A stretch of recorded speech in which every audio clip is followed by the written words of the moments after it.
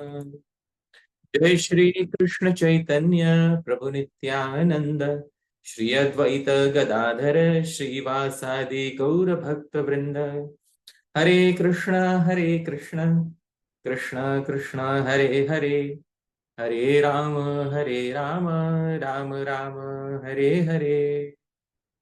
श्रील प्रभुपाद की जय। श्रील रूप गोस्वामी प्रभुपाद की जय।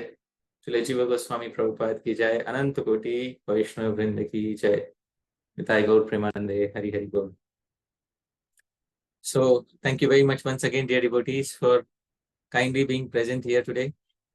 And I'm once again very thankful to you, Dhāmeśvara Mahaprabhu Prabhu, for so kindly hosting all these sessions of Śrī-Upadeśāmṛtam for all of us. Today, we are on session number 47, and we are beginning a new verse in Śrī-Upadeśāmṛtam. This is the 9th verse. Dear devotees, we have managed to go through 8 verses, and that too in a good amount of detail. And we are currently going to begin the 9th verse. Dear devotees, I'll share my screen before we begin. So it's a new presentation for every verse, and we are studying Srila Rupa Goswami's Śrī-Upadeśāmṛtam. This is a detailed study, dear devotees, and I'm very fortunate to be given the opportunity to facilitate this particular series of talks. Before we begin, I'd like to invoke auspiciousness through Shanti Path. Om Sahana Bhavatu Sahanau Bhunaktu Sahaviryam Karavavahai Tejasvinavadhitamastu Ma Vidvishavahai. Om Shanti Shanti Shanti. Sahana Bhavatu. May Bhagwan protect both of us, teacher as well as the student. Sahanau Bhunaktu. May he bestow the highest fruit of the study upon both of us. Sahaviryam Karvavahai. May both of us attain the strength to realize the highest truth. Tejasvi Navadhitamastu. May our study shine forth brilliantly. Ma Vidvishavahai. May we never envy each other. Om Shanti Shanti Shanti. May peace pervade the 3 worlds. Dear devotees, we are continuing Śrī-Upadeśāmṛtam, but we cannot continue unless and until we pay obeisances to the author, Srila Rupa Goswami. Here is a newly composed verse for Sri Rupa Goswami Prabhupada. Shri Gaura Chitta Gambhiryam Vetti Shri Rupa Evahi. Shri Rupa Chitta Gambhiryam Vetti Shri Gaura Evahi. Translation. Only Shri Rupa Goswami knows the depths of the heart of Shri Gauranga, and only Shri Gauranga knows the depths of the heart of Shri Rupa Goswami. Dear devotees, his heart is unfathomable for most individuals, and only by the mercy of Sri Chaitanya Mahaprabhu can we understand what is hidden in the heart of Srila Rupa Goswami Prabhupada. Therefore, I pray to Sri Chaitanya Mahaprabhu that he may kindly reveal to us the innermost secrets within the chambers of the heart of his most confidential associate, Srila Rupa Goswami Prabhupada. Dear devotees, the 9th verse is about to begin. We are in the final part of Śrī-Upadeśāmṛtam. The final 3 verses are about one particular subject matter. And that subject matter is Sri Radhakund and residence in Sri Radhakund as well as service to Sri Radhakund. This is the subject matter of verses 9th, 10th and 11th. The verse is introduced by the commentator Sri Radharaman Das Goswami as follows. He says, Tatra purvam yat praja eva tishtan iti uktva tathapi kutra iti ah Vaikuntha iti. Purvam, in the previous verse, Rupa Goswami had said, Vraja tishtan vraje, perform your bhajan while residing in Vraja. Now, Sri Radharaman Goswami says, Tathapi kutra, Vrajamandal is very big in size. Where exactly in Vrajamandal? Iti aha.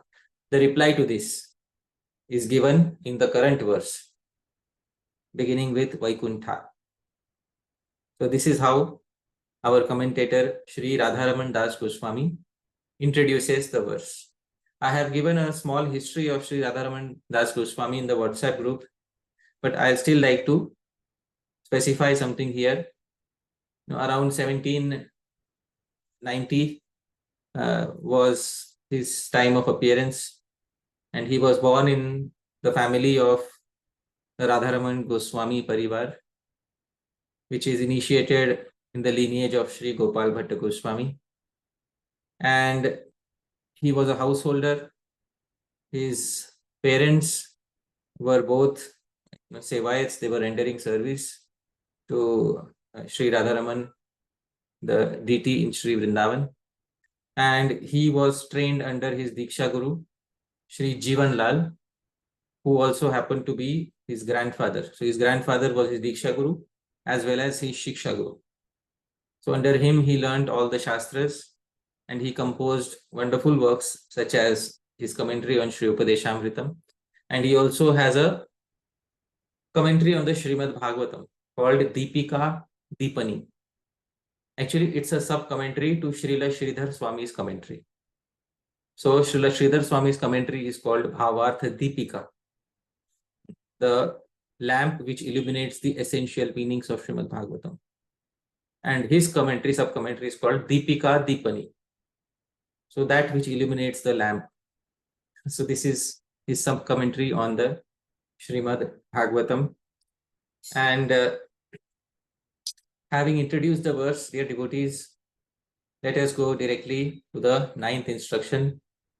And this is the 9th instruction. I'll sing the verse.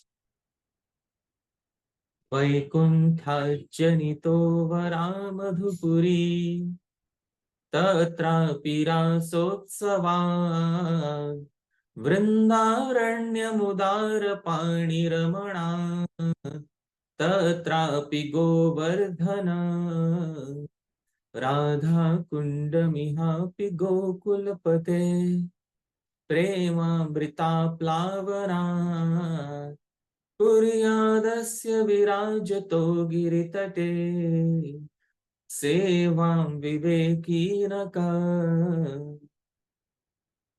Dear devotees, this verse has a total of 19 syllables in every quarter.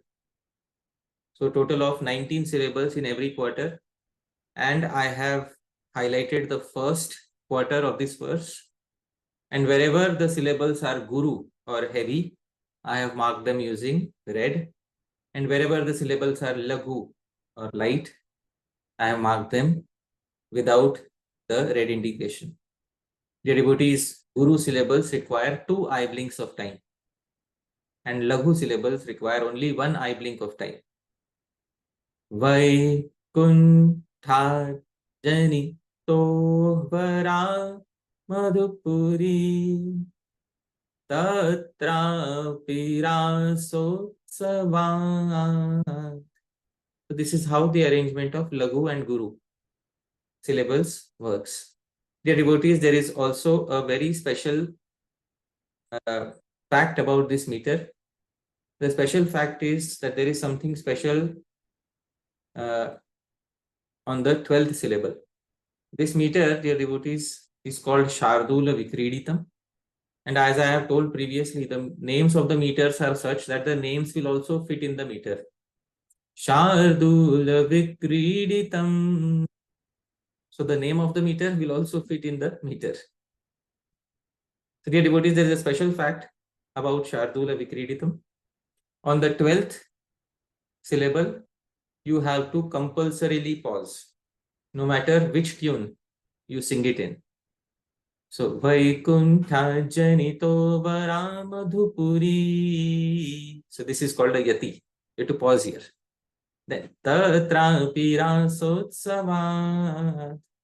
So this 12th syllable for Shardula Vikriditam is yati. So different meters have yatis or pauses at different junctions. In Shardula Vikriditam, the yati or pause occurs on the 12th syllable. Even if I sing it in a different tune, I will have to pause at the 12th syllable. I'll sing it in a different tune. Vaikuntha Janito Varamadhupuri Tatrapi Rasotsavad Vrindaranyamudar Paniramana Tatrapi Govardhana Radha Kundamihapi Gokulapate Premamrita Plavana Kuryasya Virajato Iritate Sevam Vivekinaka. So here also I have to pause on the 12th syllable. Therefore, this pause is known as yati, where you have to stop. Dear devotees, this is the 9th instruction. Let's see the word for word. Here is the verse in front of us. Dhāmeśvara Mahāprabhu, you will have to kindly assist me. Prabhuji. Yes, Prabhuji.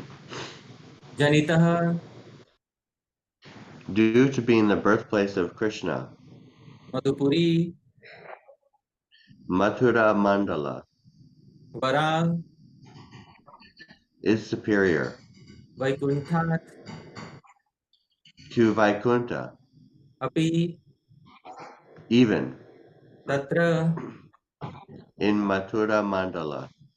Vrindaranyam Vrindavana is superior Rasotsavat due to the occurrence of the Rasa Leela festival.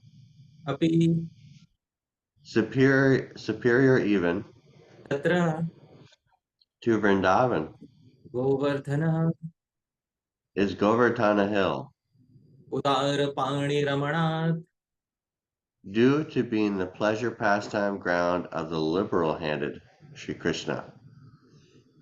Iha Api Even in Govardhan, Radha Kundam Radha Kunda is superior Premamrita Aplavanat due to being the bathing place filled with the nectarian Radha Prema Gokulapate that belongs to Sri Krishna, Kaha which Viveki intelligent soul Na will not Kuryat render Sevam service Asya to this Radha Kunda, Virajatah which resides Iritate. on the foothills of Govardhan Hill. All right, Prabhu. Please form the sentence by looking at the Anvay.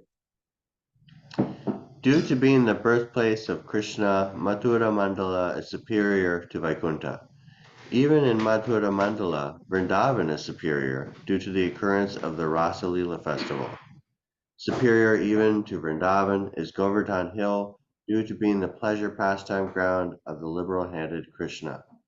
Even in Govardhan, Radhakunda is superior due to being the bathing place filled with the nectarian Radha Prema that belongs to Sri Krishna.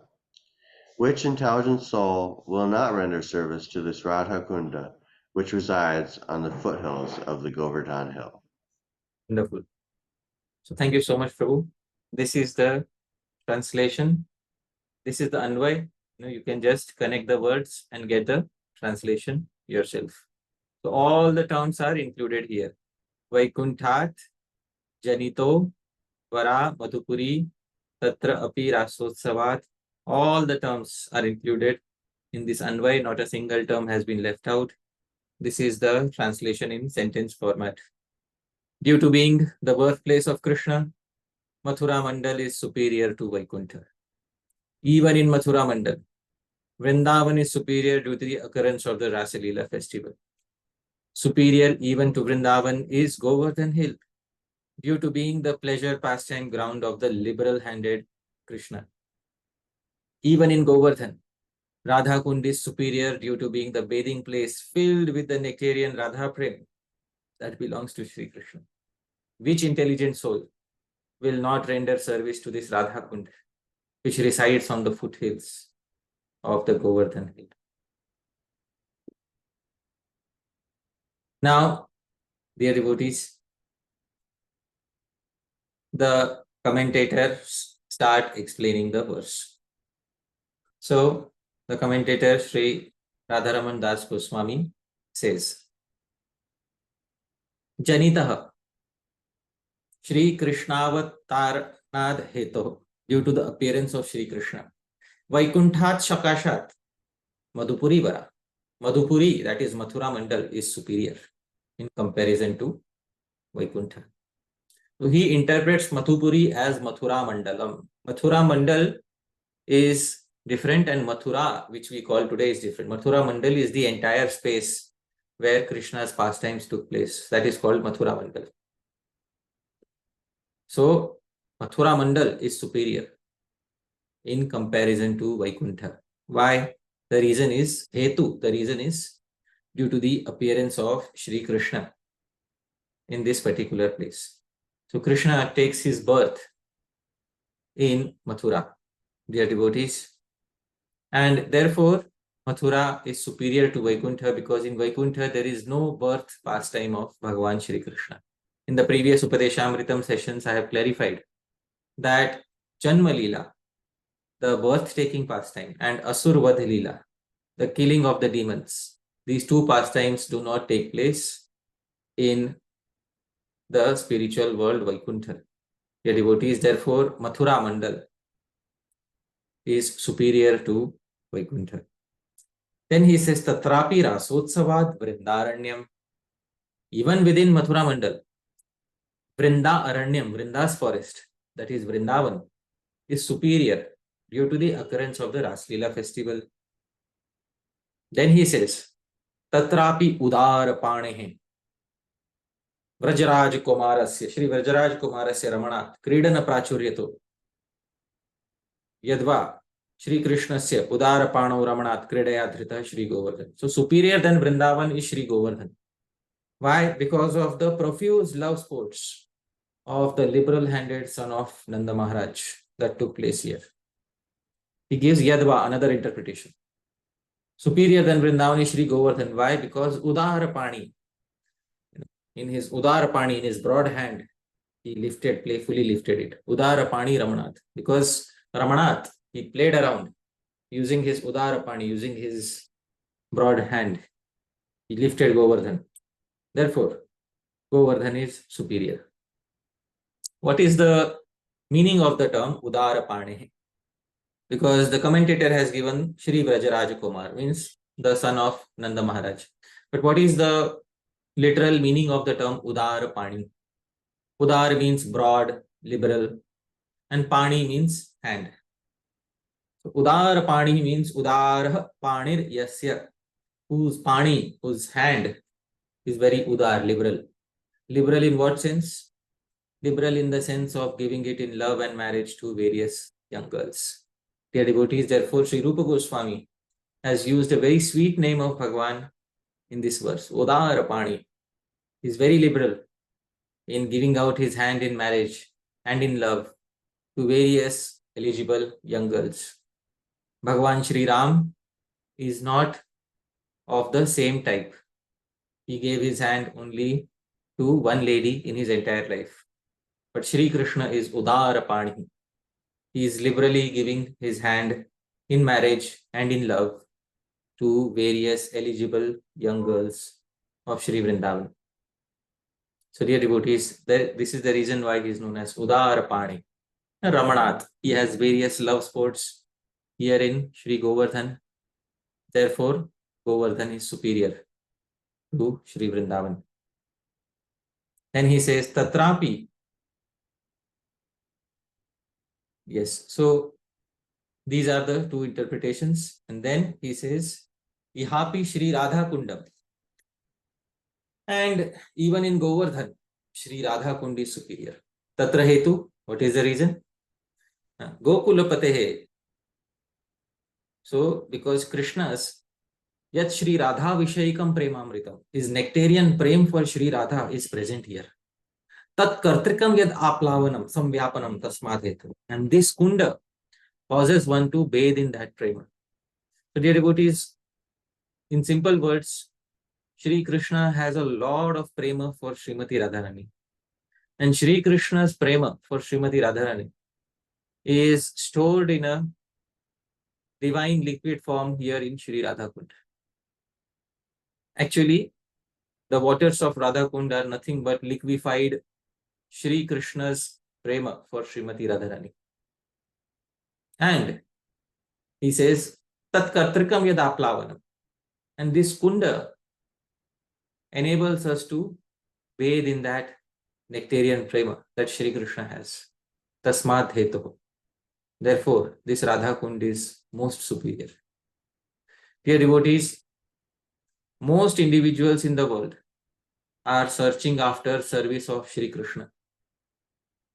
But we need a place where we can have access to service of Srimati Radharani.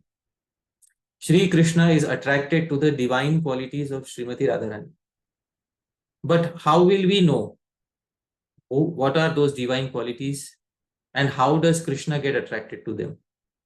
So we will only know if we understand what is the nature of love that Shri Krishna has, and that love is stored in Sri Radha Kunda.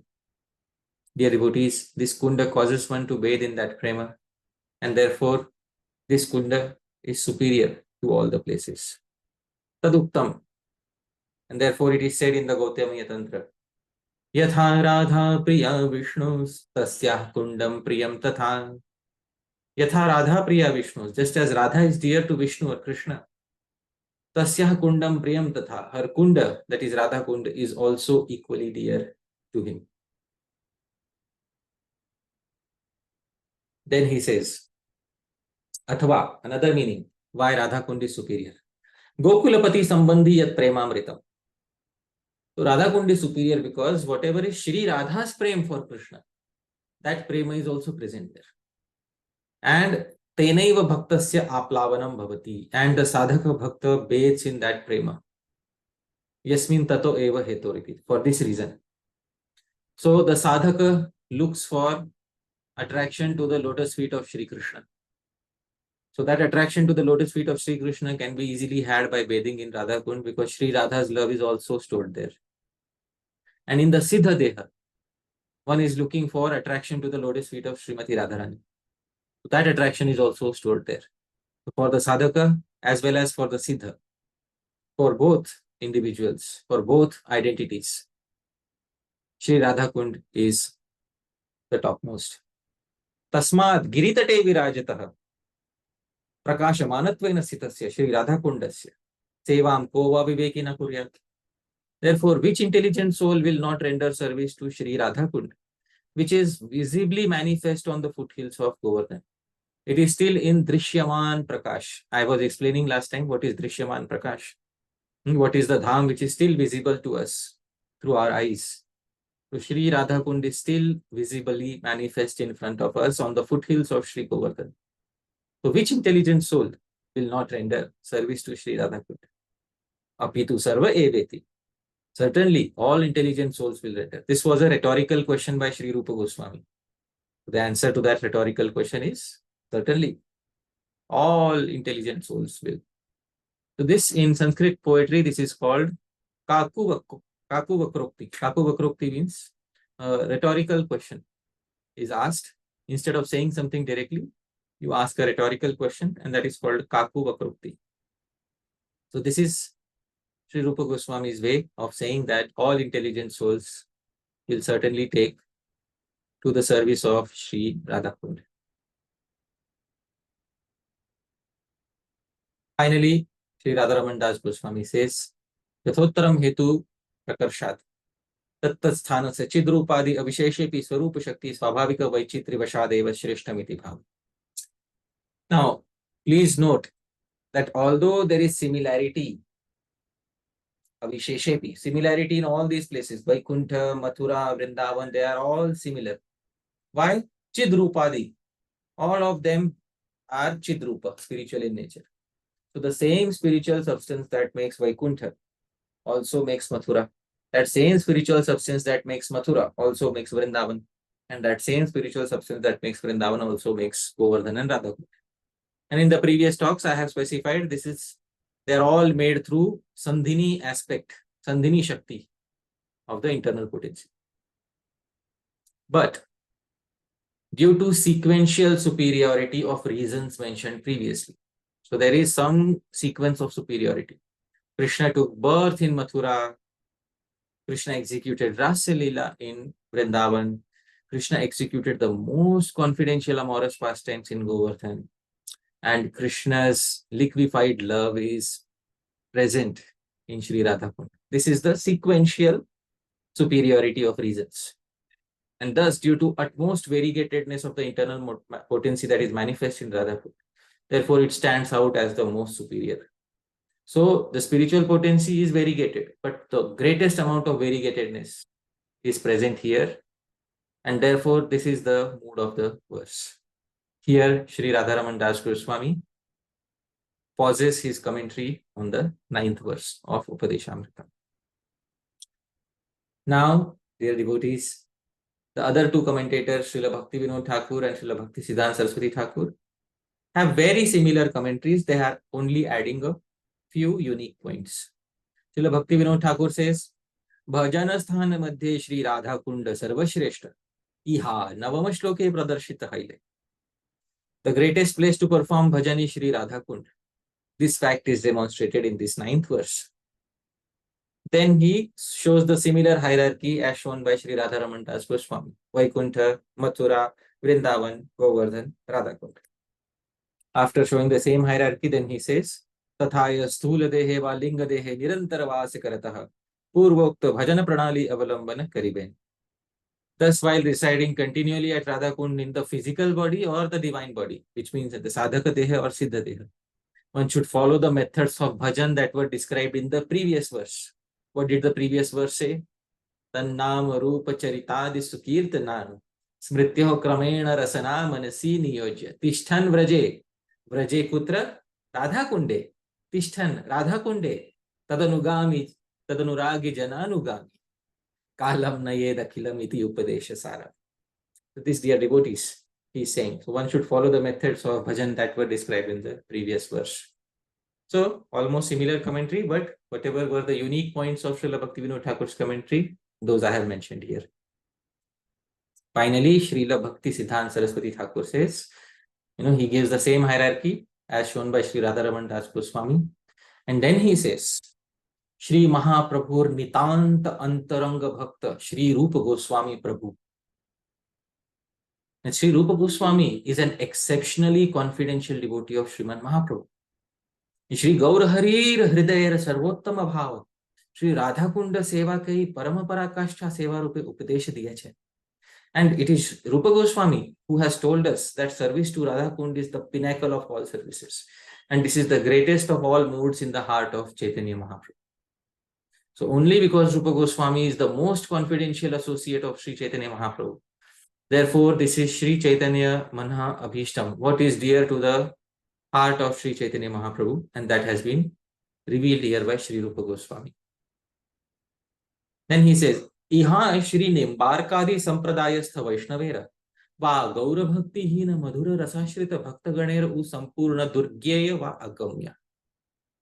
This mood is unfathomable, Durgyeya, and Agamya, inaccessible to other Vaishnava Sampradayas, as well as to those devotees in Madhurya Ras who are devoid of Gaura Bhakti, dear devotees. So as I was saying, that Shri Gaura Chitta Gambhiryam Vetti Shri Rupa Evahi. Shri Rupa Chitta Gambhiryam Vetti Shri Gaura Evahi. So this is the reason that the depths of the hearts of Sri Chaitanya Mahaprabhu are known only to Sri Rupa Goswami. And the depths of the heart of Sri Rupa Goswami are known only to Sri Chaitanya Mahaprabhu. Therefore, dear devotees, he also says, Srila Bhaktisiddhanta Saraswati Thakur says, it is inaccessible to those who do not follow the path given by Sri Chaitanya Mahaprabhu. These are the commentaries on the 9th verse of Śrī-Upadeśāmṛtam. There are many good points in the commentary of Srila Prabhupada, and I will be taking up some of those good points in the next few sessions. Today, I would like to begin with the first place that is described in the verse. What is the first place that Sri Rupa Goswami takes up for comparison? Dhāmeśvara Mahaprabhu, kindly tell us. Vaikuntha and Mathura Mandala. Wonderful. So the first place is Vaikuntha, dear devotees. Many of us, when we think of Vaikuntha, we think, oh, it's a place, where many Gaudiya Vaishnavas do not want to go. Because, oh, it is full of Aishwarya, it is full of awe and reverence to Bhagavan Vishnu. But dear devotees, we should know that the amount of detail that has been given to us about Vaikuntha in the Gaudiya Vaishnava Sampradaya is unparalleled. Today, let us discuss what Vaikuntha is like and how the residents of Vaikuntha live their lives. What is the nature of life in Sri Vaikuntha? And dear devotees, a very brilliant description of Sri Vaikuntha is given by our previous acharyas. Sri Sanatana Goswami, Prabhupada. Actually, the title Prabhupada was originally used by Srila Rupa Goswami for his elder brother Sri Sanatana Goswami. Sri Rupa Goswami in the Laghu Bhagavatamritam, the first time he uses the title Prabhupada, in the second verse, I think, of Laghu Bhagavatamritam, he uses the title Prabhupada for Sri Sanatana Goswami, his elder brother. To Sri Sanatana Goswami Prabhupada, he in his Brihad Bhagavatamritam has described the journey of Gopa Kumar, a boy who has been initiated by his guru Jayanta into a mantra, and he travels to the various planetary systems and then ultimately arrives at Vaikuntha. Dear devotees, when Gopa Kumar arrives at Vaikuntha, it is described in the Brihad Bhagavatamritam that the gatekeepers of Vaikuntha ask Gopa Kumar to wait outside for some time. And they go inside. And the gates of Vaikuntha, he sees them. And then he sees something on the gates of Vaikuntha. What does he see, dear devotees? The gates are opening and he sees various individuals going inside, and he describes in one particular verse, Brahmanda Shata Bhutyadhya Sadyana Rudhamadbhutai Gitadibhir Mudavishtam Kantyadhyai Sadrisham Prabho. Gopa Kumar describes Brahmanda Shata Bhuti Adhya Sadyana Arudham Adbhutai. I saw a resident of Vaikuntha who was seated on an airplane that was endowed with the combined prosperity of 100 universes. Then Gopa Kumar says, Adbhutai Gita Dibir Mudavishtam. He was joyously overcome by songs, music, etc. Kantyadhyai Sadrisham Prabhu. And by his complexion, ornaments, etc., he resembled the Supreme Lord Vishnu. Dear devotees, this specifies a very important point about Sri Vaikuntha, that residents of Sri Vaikuntha usually fly around in airplanes, and each one of them has an individual airplane for themselves. They do not need those airplanes to fly, dear devotees. They can fly on their own. But just for the sake of luxury, dear devotees, each and every resident of Vaikuntha is gifted with an airplane. And Geet Adibir, in the airplane, there is natural music playing according to their choice. Muda Vishtam. And the music is such that it overtakes them with joy. And Kanti Adhyai, Sadrisham Prabhu. And many of them appear similar to Bhagavan Vishnu by their complexion, etc. Now, when I read this, one question in my mind was, do all of them, especially those who appear similar to Vishnu, do all of them always wear the same type of clothes? Because that would make life in Vaikuntha very monotonous. See, me and Dhāmeśvara Mahāprabhu and all of us, we all change the color of our clothes every single day. So what about the residents of Vaikuntha? Do they wear the same set of clothes each and every single day? Well, first and foremost, the clothes in Vaikuntha do not get soiled as the clothes in the material world. Because the body in Vaikuntha itself is not made out of 5 material elements. What are the 5 material elements? Earth, water, fire, air, ether. The body in the spiritual world, Srila Jiva Goswami reveals in the Sandarbhas, is made out of Panch Upanishad.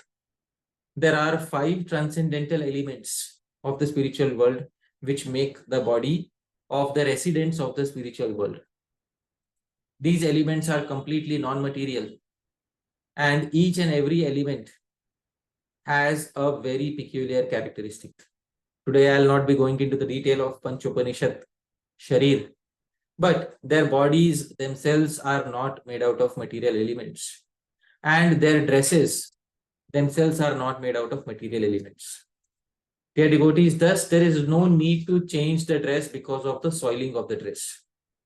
But does it mean that the residents of Vaikuntha still keep wearing the same dress again and again? So this is also answered in the Brihad Bhagavatamritam. In further verses, Gopa Kumar describes, they had all assumed various amazing forms and were decorated in various appropriate ornaments, etc. Here I'm giving the reference to Brihad Bhagavatamritam. Those of you who are interested can look up the verse numbers. So here Gopa Kumar specifies that all of their forms were not the same. All of them had different amazing forms. And they all had appropriate ornaments. Now, which forms? Gopa Kumar describes. Some had assumed a human-like form. Please try to understand. Individuals in Vaikuntha can assume any form that they want. So when they assume a particular form, at that particular point of time, they also assume the clothes that are suitable for that particular form. So some had assumed a human-like form. Some had a monkey-like form. Some looked like divine gods. Some like demons. And some like sages. Dear devotees, some Vaikuntha vaasis took up the form of asuras. Now, why would they do so? The simple answer is, in order to perform some lila, some pastime, they are taking up these various forms in Vaikuntha. But you said there is no killing of demons in Vaikuntha. Of course, there is no killing of demons in Vaikuntha. But the playing of role as a demon is definitely there in Sri Vaikuntha, dear devotees. So we are not contradicting ourselves. Now, some had 3 eyes, some had 4 hands, some had 8 hands, and some had assumed thousands of faces.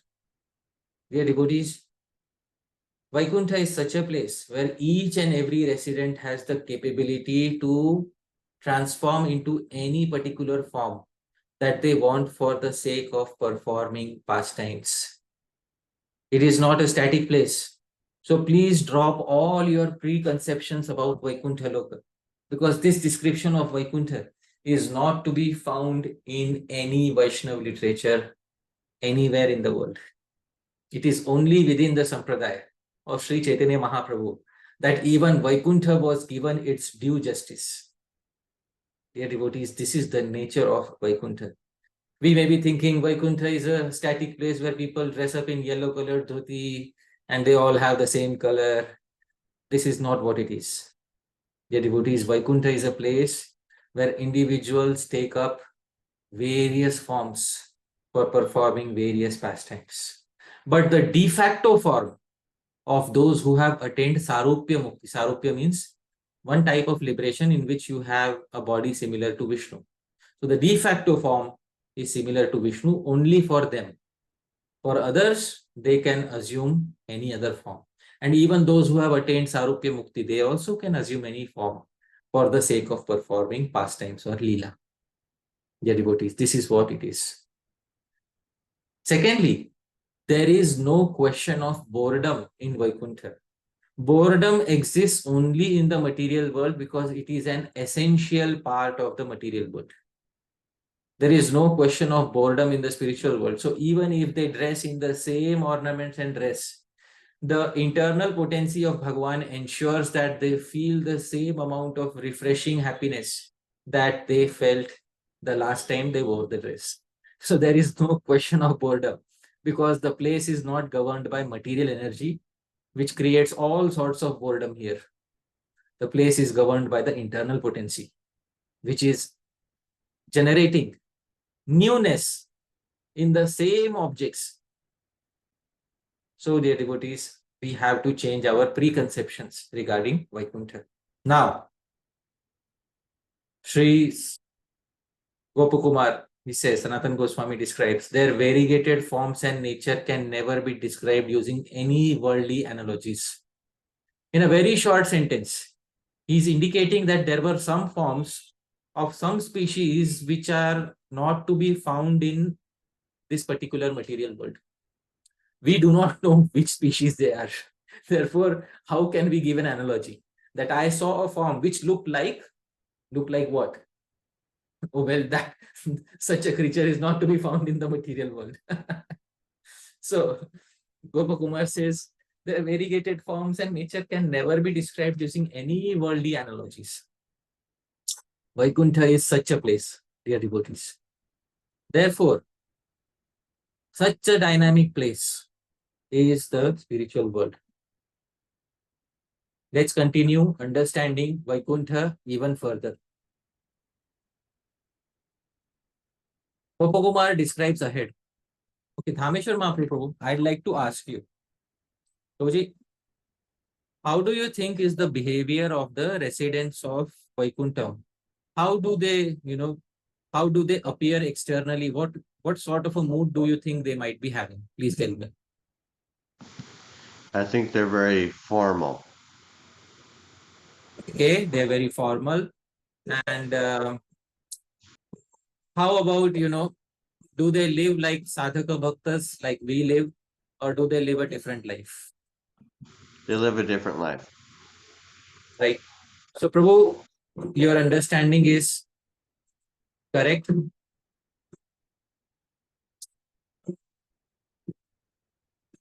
Sri Gopa Kumar describes a very important thing about the nature of the Vaikuntha Vasis.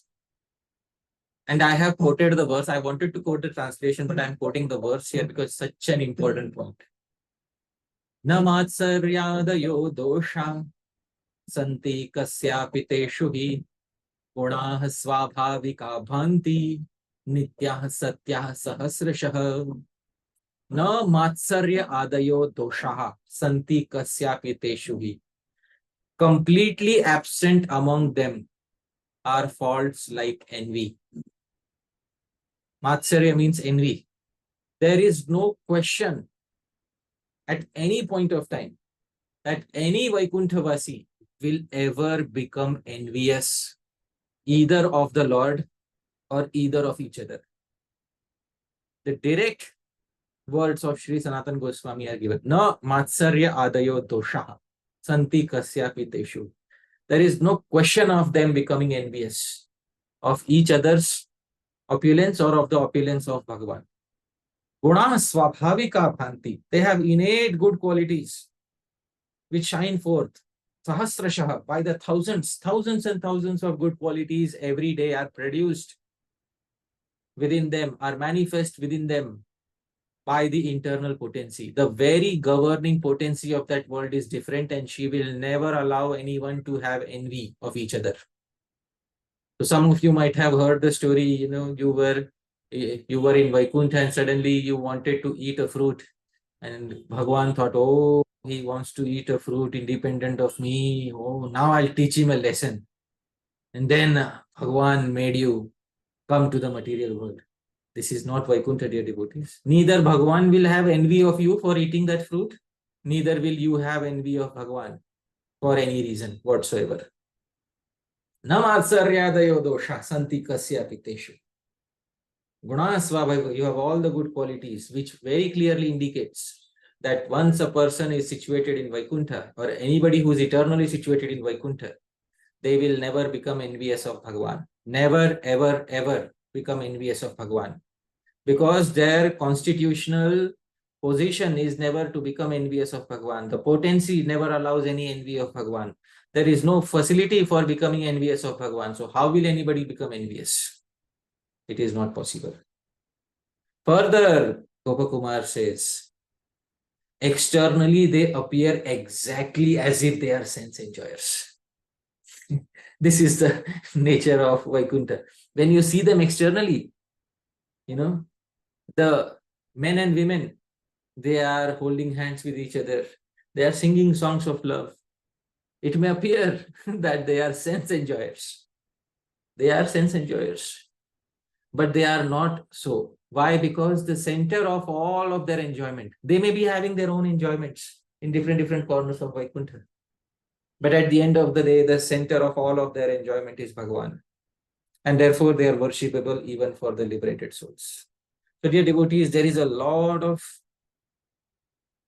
transcendental sense enjoyment in the Vaikuntha planets. It's not that only when Bhagwan comes in contact with you, at that time only you can have sense enjoyment. At other times, you cannot have any independent sense enjoyment. No. This is again a misconception. All of them, Gopa Kumar says, I'm giving the reference. These are all references from Brihad Bhagavatamritam. Externally, they appear exactly as if they are sense enjoyers, Vishayis. But they are not actually like that. They are not like material sense enjoyers. Why are they not like material sense enjoyers? Let me tell you why. There are many reasons, dear devotees. Material happiness goes through 6 transformations. Everything in the material world goes through 6 transformations. I have explained in some of the talks. What are the 6 transformations of the material world? Jayate, asti, vardhate, viparinamate, apakshiyate, nashyati. The 6 transformations which happen only in the material world. Jayate, something takes birth. Happiness takes birth because of some event in our life. Asti, happiness remains for some time in our life. Vardhate, happiness increases. Viparinamate, sometimes happiness gets a little transformed.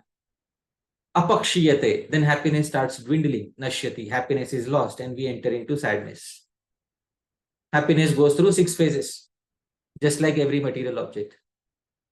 Our sense enjoyment also goes through 6 phases. Jayate, it starts taking place. Asti, it remains for some time. Vardhate, it increases. Viparinamate, it gets transformed. Apakshiyate, it dwindles. Nashyati, it gets destroyed. In the spiritual world, it is not like that. Sense enjoyment eternally exists, and eternally exists to its full degree, because the senses there are not material senses. So the sense enjoyment there is not like material sense enjoyment, which ultimately ends in sorrow. Any sense enjoyment there does not lead to sorrow, dear devotees. Does not lead to sorrow. Externally, they appear exactly like they are sense enjoyers, but they are not, because their sense enjoyment is not the enjoyment of the material world. For this reason, these people are worshipable even for those who are liberated.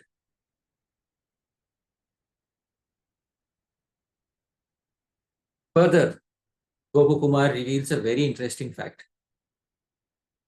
The entirety of Vaikuntha as well as all the divine objects and entities within it appear in various different shapes and forms for various leelas. Dhameshwar Mahaprabhu, what do you see in the picture? I see a painting of Escher, MC Escher, and it's got both fish and birds. Wonderful. So, some of you may be seeing a fish on the first side, but if you look carefully, you'll also see a bird. The reason why I chose this painting is because I'm short of words and I'm even short of pictures in describing Vaikuntha. I'm sorry, for the first time, I'm short of words and I'm short of pictures. The entities of Vaikuntha take such dynamic forms, and they do so for the facilitation of various leelas. One entity may become a bird, and in the next moment, that same entity may become a fish by their own desire. For what purpose? For facilitation of various leelas. They are all expert in the pastimes. Nobody is undergoing training there. They are all perfected. They all know how to facilitate the leela.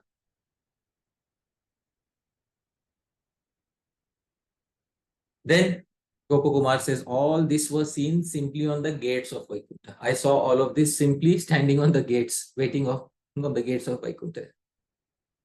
But when I entered Vaikuntha, what I saw was such that even Ananta Shesh with his 1,000 hoods cannot describe it in a lifespan of Sri Brahma's entire time. Dear devotees, when he entered Vaikuntha finally, he saw such a kingdom that no material analogies will be able to describe that kingdom. Nothing was lacking in that particular kingdom. And it was filled with such dynamic objects that Sri Gopa Kumar could not give any description in terms of this material world.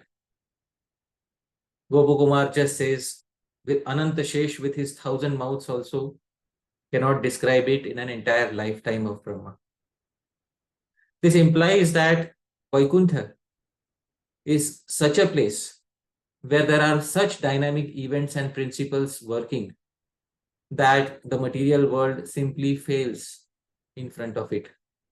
Therefore, the Upanishads say, Yato vacho nivartante aprapya manasasa. Vacho nivartante, words will bounce back and come without giving any sense, without making any sense. So how can you describe it in words? It is not possible. The Supreme Brahman, the absolute truth and his absolute abode is such that yato vacho nivartante aprapya manasasa. If it is described in words, those words will not make any sense. They will not make any sense whatsoever to us. Therefore, Gopa Kumar says, Ananta Shesh also cannot describe it in an entire lifetime of Shri Brahma.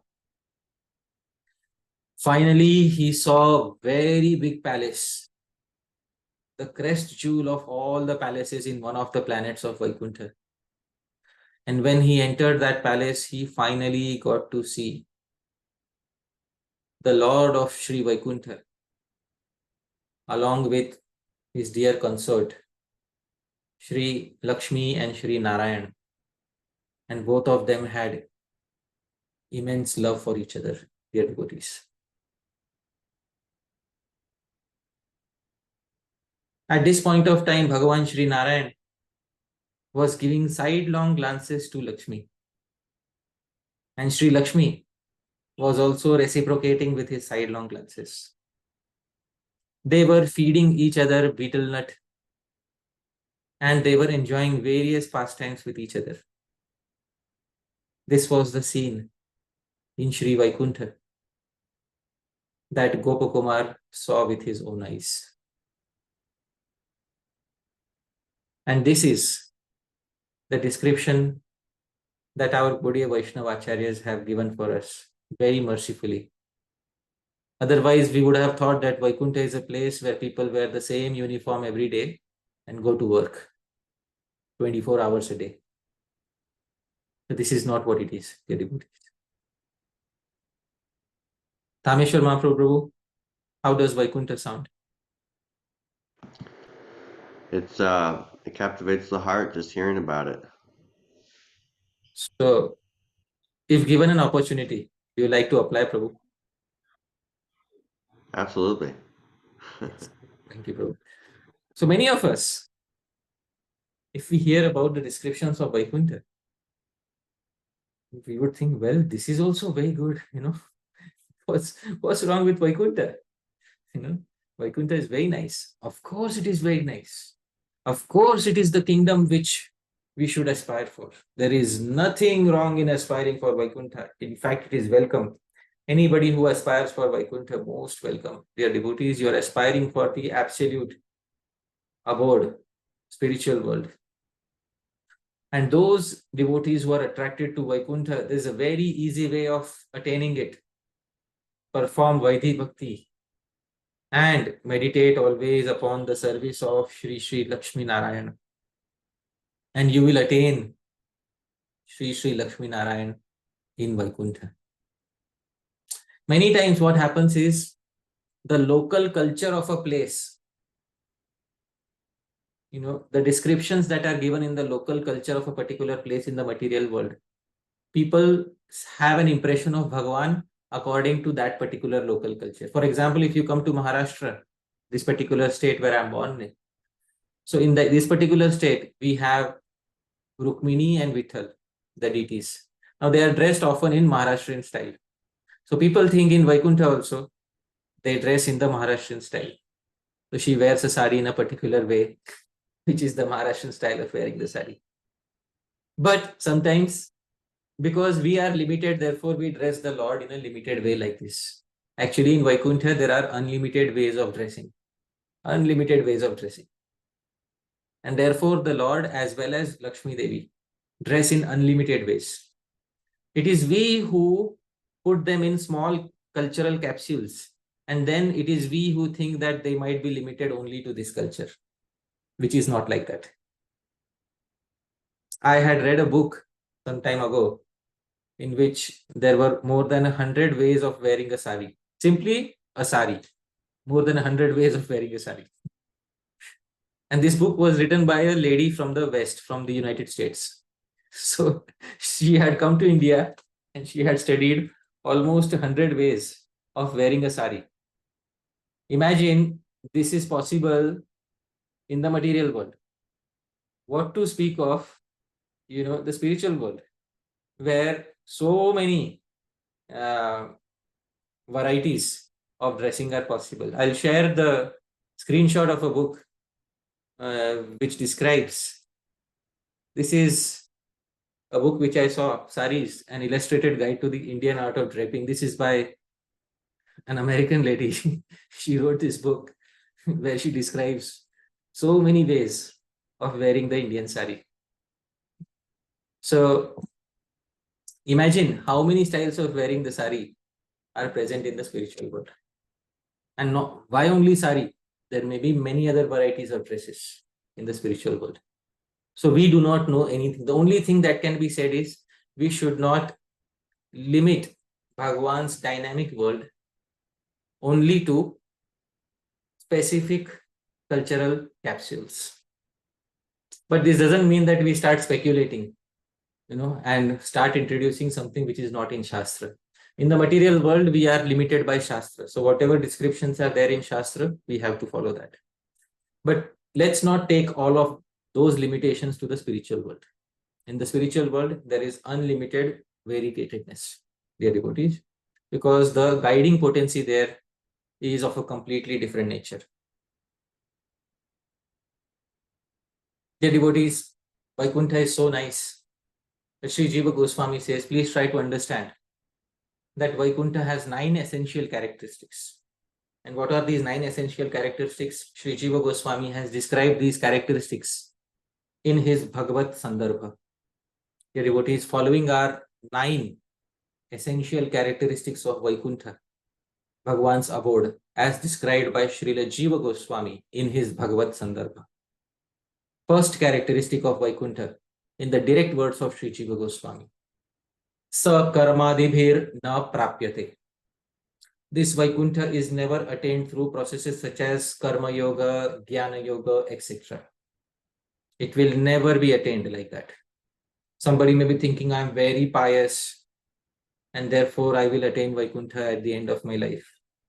Somebody is very pious in India and they die and people write Vaikuntha Vasi. No, no, no. It is not attained by karma, jnana, etc. It is only attained by bhakti. And that too a very specific type of bhakti. This will be described in a future point by Jiva Goswami. Second, prapanchati tattvena shruyate. Some people think Vaikuntha means it is just, in the material world there is a Vaikuntha where Bhagavan Vishnu stays. That is Vaikuntha. Some people think that is Vaikuntha. No, no, no, no. Through scriptures, it is understood to be beyond all material creation. There is one Vaikuntha within this world also, within this universe also. It is called Prapanchik Vaikuntha. But the original Vaikuntha is not the one which is within this material universe. The original Vaikuntha planets are Prapanchatit, beyond the material creation. So the reason why he is mentioning this point is because some Vaishnavas think that the only Vaikuntha in this world is within the material world. There is no Vaikuntha outside this world. So this is not the case. The original Vaikuntha planets are beyond the material creation. Third and very important, tam labdhavatam askhalana guna satmyena stuyate. Vaikuntha is glorified because it is having the natural quality of infallibility of those individuals who stay in it, which means that anybody who stays in Vaikuntha will never fall down. Askhalana. Skhalana means falling, slipping. Askhalana means never falling, never slipping. This is guna satmena. This is the natural quality of Vaikuntha. Anybody who is staying in Vaikuntha, askhalana guna, they will never ever fall from Vaikuntha. They are devotees for any reason whatsoever. And this is the glory of Sri Vaikuntha. I'm giving the direct words of Sri Jiva Goswami here. Fourth, Nairgunya avasthayam eva labhyate. It is attained only in the state of being free from all material modes. Don't think that if I situate myself in Sattva Guna, in the mode of goodness, I will attain Vaikuntha. No. Only when the material karma is fully destroyed and all traces of material modes are negated, only at that point of time will somebody be able to attain Shri Vaikuntha. Fifth, Laukika Bhagwan Niketasyapi tadavesha nairunyamati dishyate ityatah satu tadrupataya sutrameva gamyate. Non-materialness is understood to be present even in the replica abodes of Lord in the material world by principle of extension. What then to speak of the original abodes in the spiritual world? So let's say there is Goloka Vrindavan and then there is Vrindavan here. So we understand that this Vrindavan is also not non-material by principle of extension, because this Vrindavan is a replica of that Vrindavan, Goloka Vrindavan. So when this Vrindavan itself is non-material, what to speak of that Vrindavan? That is what he's saying. So non-materialness is understood to be present even in the replica abodes in the material world by principle of extension. What then to speak of the original abode? There is no material element present there, which means, very important point, none of the 6 transformations are present, which means, another important point, there will be no unhappiness after happiness. There is a constant state of happiness, because here in the material world, people start thinking, if I stay constantly happy, that is also a problem. You know why? Because nobody should remain constantly happy. Happiness should come and go. That is when happiness is natural. This is our conditioned thinking, dear devotees. This is how material nature has conditioned us, that we only appreciate happiness when it comes after sadness. Because happiness here also goes through the 6 transformations. And then sadness also goes through the 6 transformations. And thus we appreciate both happiness and sadness. This is not the spiritual world. There is non-materialness there. Therefore, please do not try to capture that world in your box. That world cannot be captured in your box of imagination, because that world is not governed by the principles of the material world. People can stay constantly happy, constantly refreshed, without any taint of unhappiness eternally in the spiritual world. This is the implication of making these points, dear devotees. We may not be able to understand this now because right now we are conditioned. but at least theoretically we should understand what the acharyas are trying to tell us. Then he says, Sakshadeva prakritehe paratvena shruyate. It is glorified as being directly superior to material nature in all ways. Somebody may think, oh, I have, wonderful computers are present here today. Are there computers in the spiritual world? Dhāmeśvara Mahāprabhu, does the spiritual world have computers? I don't know. I don't think they may be having computers. I don't think they need them. I think, Prabhu, the material world has improved much more than the spiritual world. So, some of us may be having this conception. So, dear devotees, it is glorified as being directly superior to material nature in all ways, in all possible ways. All the functions of a computer are present in the spiritual world. You may say, why not a computer? Because in the material world, a computer is evolving. There was a different computer in 1940s. There was a different computer in 1950s. There was a different computer in 1970s. There's a different computer in 2023. And there will be a different computer in 2123 and a different computer in 2223. Eventually, the computers get so small that only the function remains. And that is what is present in the spiritual world. That is what is present in the spiritual world. Finally, what do you want through a computer? Calculations, communications, and your, helping you in doing your day-to-day jobs. All of those functions are present in the internal potency of the spiritual world, dear devotees. So you may say, why is a computer not present? Because a computer is not the furthest point of progress that has been achieved in the material world. If you take the furthest point of progress, that also is nothing in comparison to what is present in the spiritual world. Therefore, we should never, through our limited thinking, imagine that the material world is somehow superior to the spiritual world. It is glorified as being directly superior to material nature in all ways. Seventh, Nityataya Udghushyate. It is declared in Shastra to be eternally existing, which means it is devoid of the six vikaras, six transformations that I told you. Jayate, taking birth, Asti, remaining for some time, Vardhate, increasing, Viparinimate, transformation, Apakshiyate, dwindling, Nashyati, destruction. It is free from these six vikaras. All right. Now somebody may say, well, what about does it mean that fruits do not grow there? Flowers do not grow there? They grow, but they do not get destroyed. They appear, then they disappear and appear somewhere else. Then they disappear and appear somewhere else. Let's say you eat a fruit in the spiritual world. Dhāmeśvara Mahāprabhu. Does the fruit get destroyed? No. No. But if the fruit doesn't get destroyed, then no matter how many times you eat it, the fruit will remain the same. I can't imagine, Prabhuji. Yes. Therefore, things simply appear in one place and disappear from some place, but they never get destroyed. Please try to understand. All right. You eat one fruit, it may appear to you in the spiritual world that you are eating a fruit and that it is getting reduced. But Yoga Maya is simultaneously making that fruit reappear on some other tree, dear devotees. So, things are never destroyed in the spiritual world. That is the sum and substance of what this point wants to say. Each and every point has a lot of implication. Because I thought about it, Jiva Goswami is not, these are not just casual points that he's making. Each and every point that he's making has a big implication in the spiritual world. The eighth point. Moksha sukham api tiraskurvatya bhaktya eva labhyate.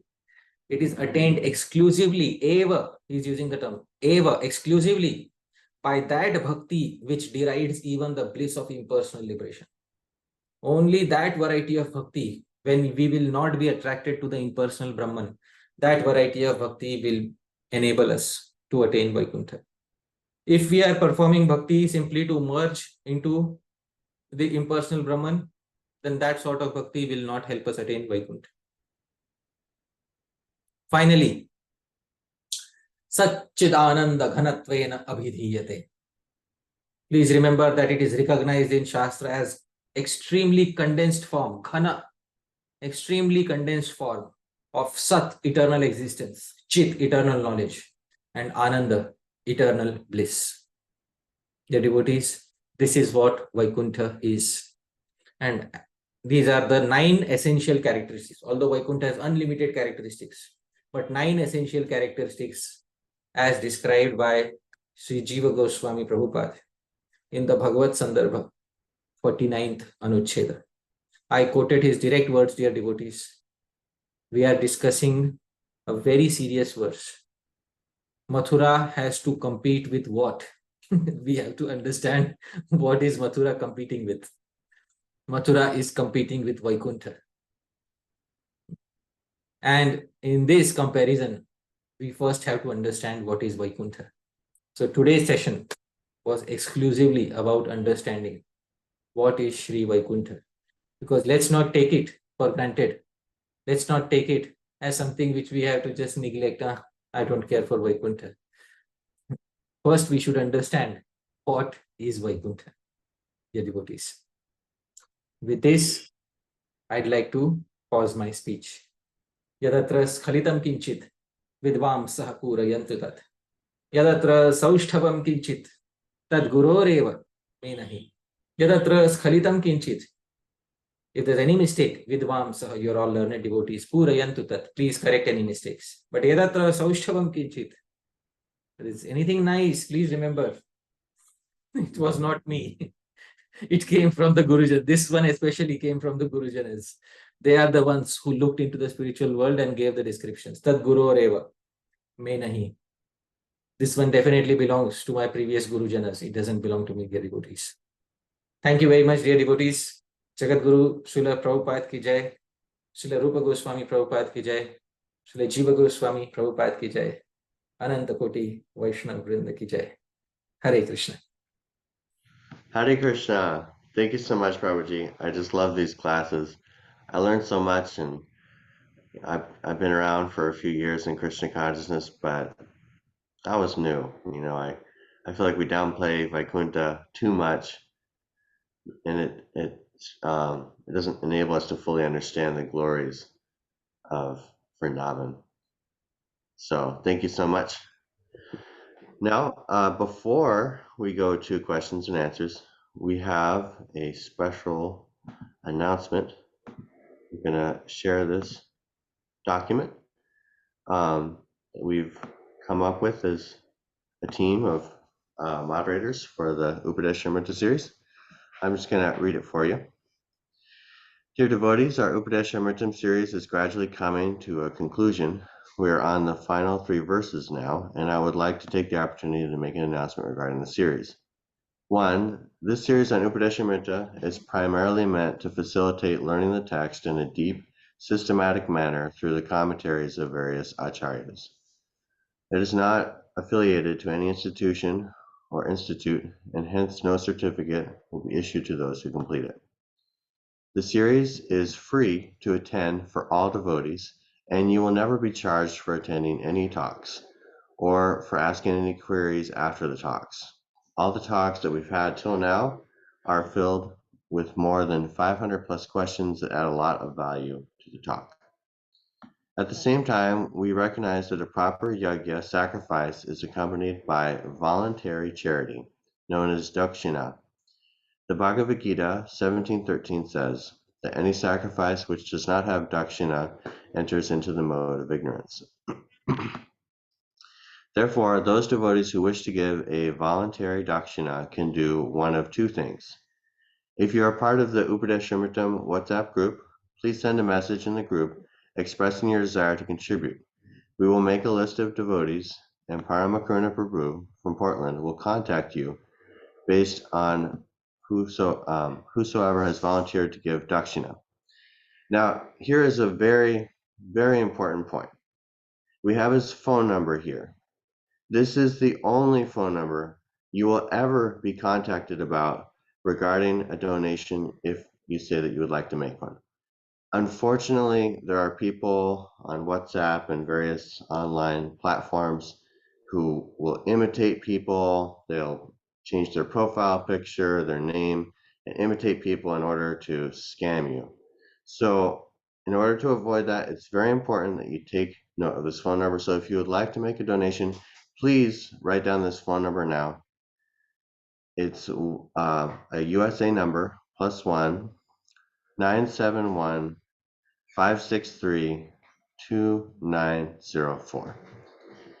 I'll say it one more time. +1 971 563 2904. You can also contact me or Hari Parsha Prabhu or Paramakruna Prabhu to confirm that number. B, if you're not part of the Upadeshamritam group on WhatsApp and you're watching this recording, please send an email to upadeshamritam@gmail.com. Again, note the spelling so that no one tries to imitate this email address. UPADESAMRTAM. So someone might add an H in there, someone might add an I. There's no H, there's no I. You want to very carefully make sure that's the right email. And is it right, Prabhuji, that, okay, so if you're watching online, we won't email you from such an email address. Yes, yes. So that email address is only if you're watching on YouTube or whatever platform you see this, then you email that. And just make sure it's written right. It's on the screen. You can pause the screen, just make sure it's right. But we will never contact you from any such email. That's right, Prabhuji? Yes, Prabhu, yes. Excellent. Expressing your desire to give dakshina to that email address. Please specify your WhatsApp number in that email, and you will receive an email from Paramakruna Prabhu about how you can give dakshina. And I guess, is Paramakruna Prabhu here to verify his email address? Yeah, he is. I think we should unmute him. Okay. Hare Krishna. Yes, I'm here. I can type my email in chat box, so you can have my email. Yeah, please type out your email. We will also display it on the screen, Prabhuji.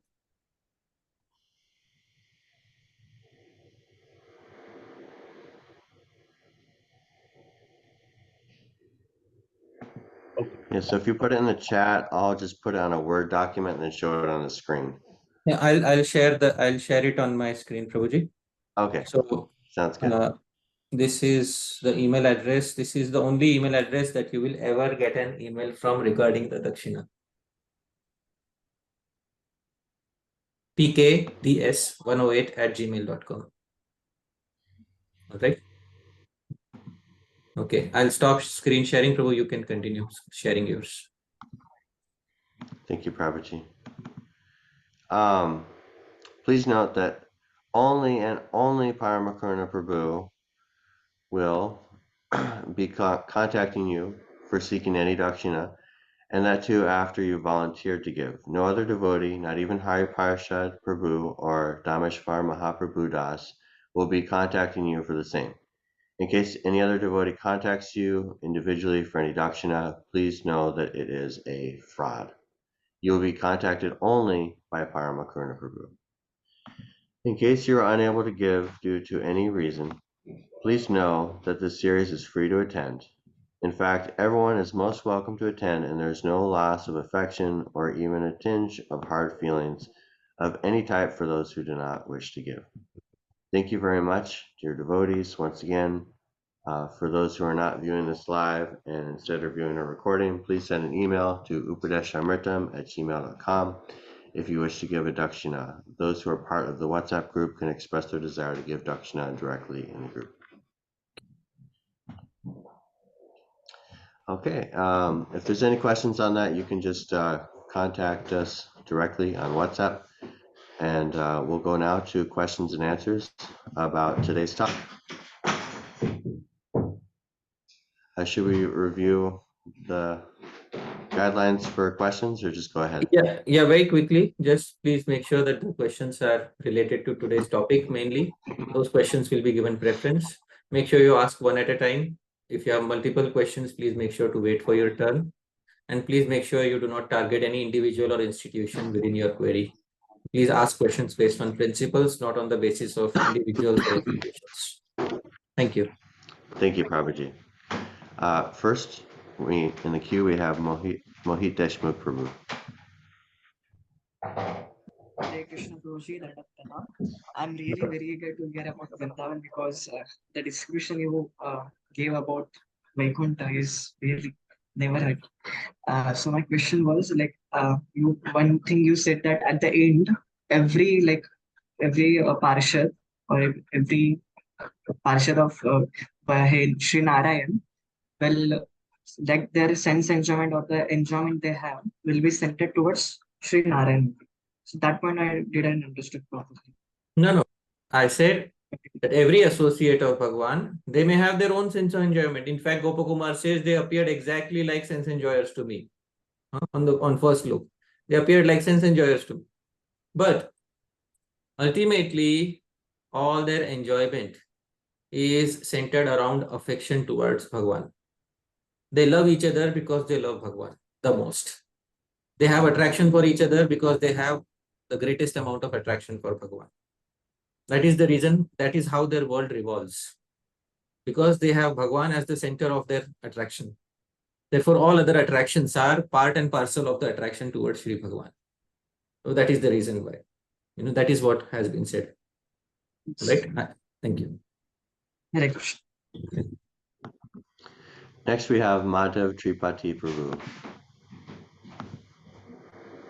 Hare Krishna Prabhuji, Dhanwad Prabhuji. Thank you so much for this wonderful description of Vaikuntha Dham.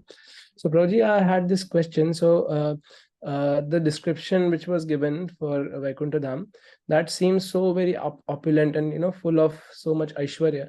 So this seems like even more binding than the material world for a jiva in terms of reaching Goloka Vrindavan or any of the higher spiritual planets.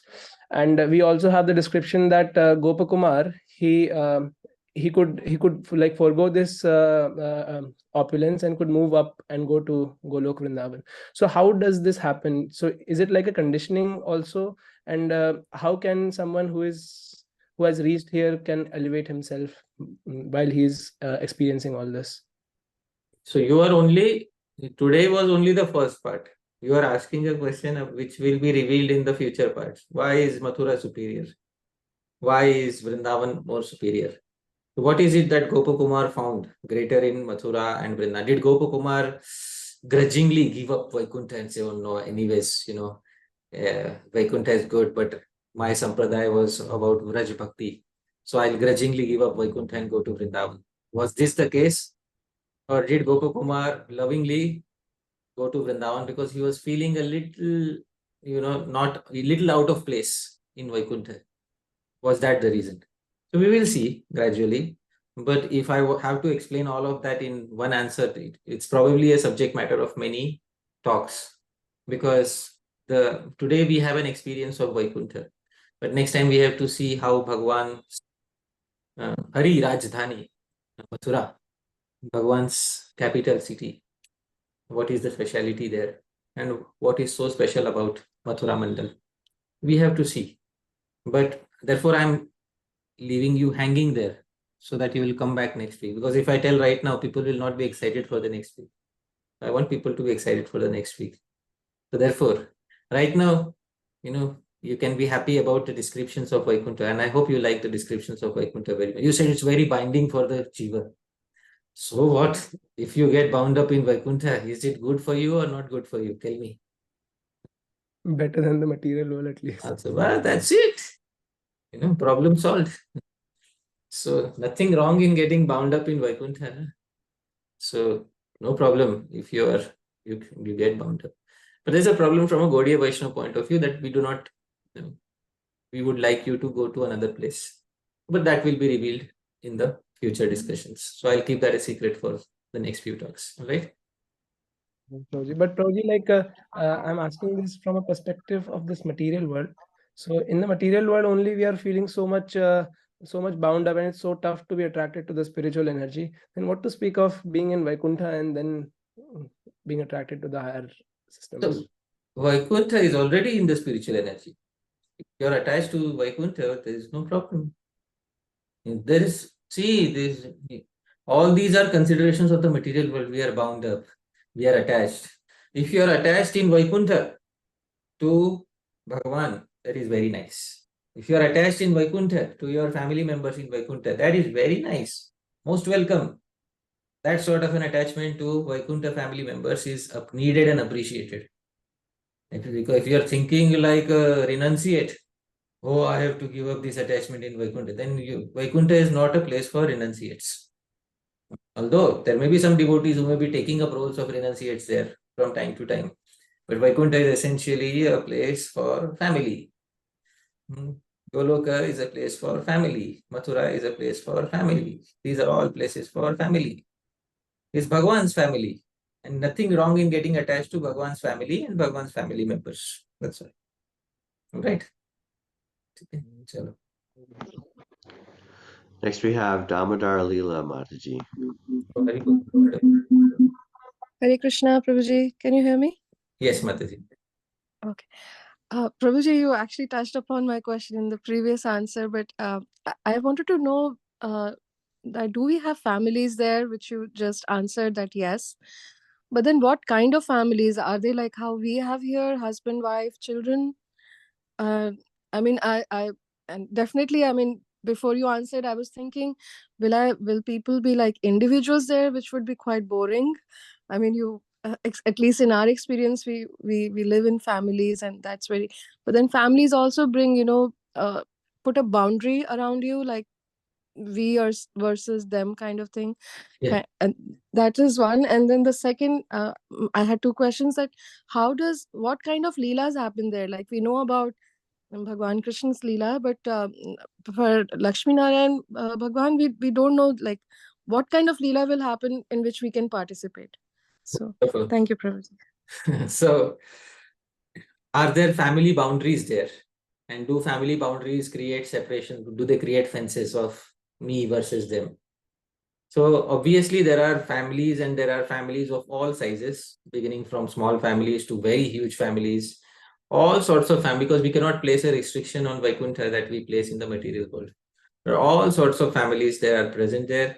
And definitely, these particular families, there is a sense of this is my immediate family and that is the other person's family, but that does not create any trace of envy between families, because unlimited opulence is there, and opulence is the main thing in Vaikuntha is the ras, the flow of loving exchanges that takes place between the residents of Vaikuntha.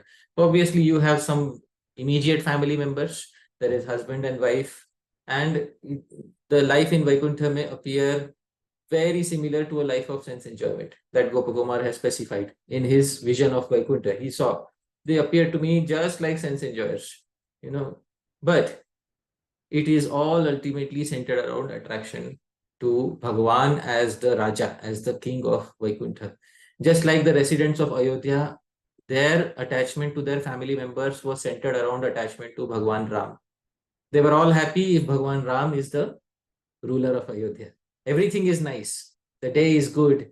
The sun is rising if Ram is the ruler. And everything is not good if Ram is no longer the ruler. So all their attachments are centered around their attachment to Bhagavan, who is the king of the particular planet of Vaikuntha.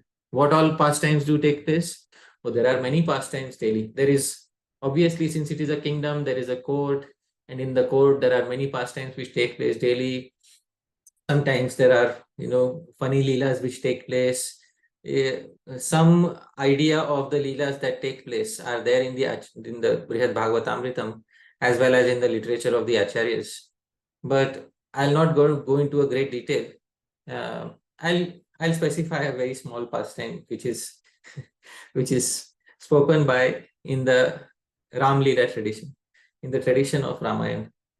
I heard this pastime from my revered spiritual master, Sri Radharaman Das Goswami Maharaj. He said one day in the spiritual world, everybody, they all of the devotees who were very close to Bhagwan Ram, they all decided to play a small game on Hanumanji. So what was the game? They all decided one day that Hanumanji is always with Bhagwan Ram.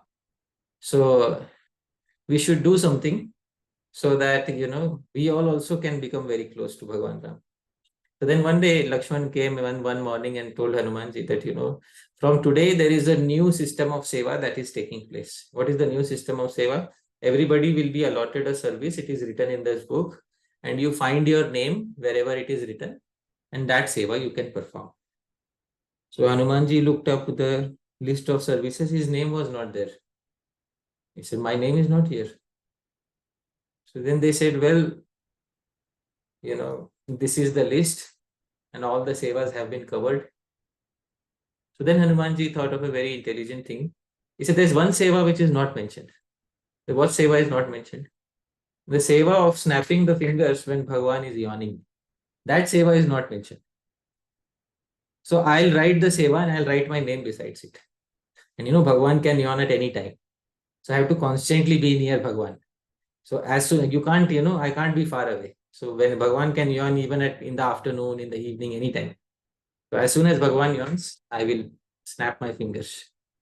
So somebody yawns, you snap your fingers to, make their yawning go away. So in this way, many pastimes take place, but there is no spirit of envy or, nothing like that. So in this way, Hanumanji ensured that he will constantly stay with Bhagwan. And in this way, many, leelas take place in the spiritual world. And sometimes leelas of separation, but there's no material pain. Sometimes leelas of union. So all of these are there in the spiritual world. So I hope that makes it clear, Mataji. Hare Krishna. What a nice story. Thank you. Thank you very much. Next we have Yeah. Radhika Vallabha Prabhu. Hare Krishna. Hare Dandavat Pranam Prabhu Yep. for such a beautiful class.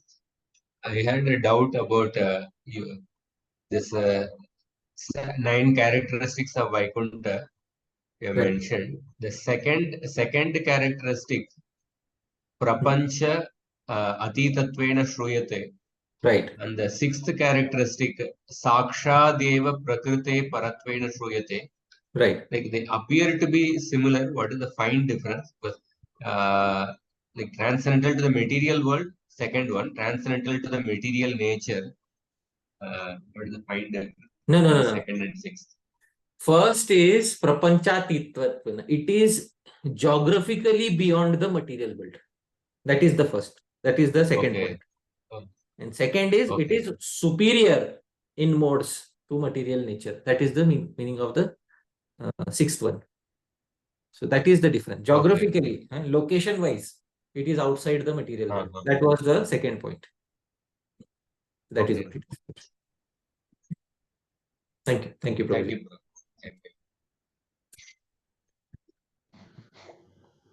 I have a question, Prabhuji. Yeah. How is Sanatana Goswami able to have these realizations if it's not written elsewhere? Is it Samadhi Bhasha? Yeah. It is Samadhi Bhasha because in no other form of meditation can somebody, visualize all these things. And this, see, if somebody tries to imagine something and then write it, the writings will have contradictions, which means something written on page 1 will contradict with something written on page 999.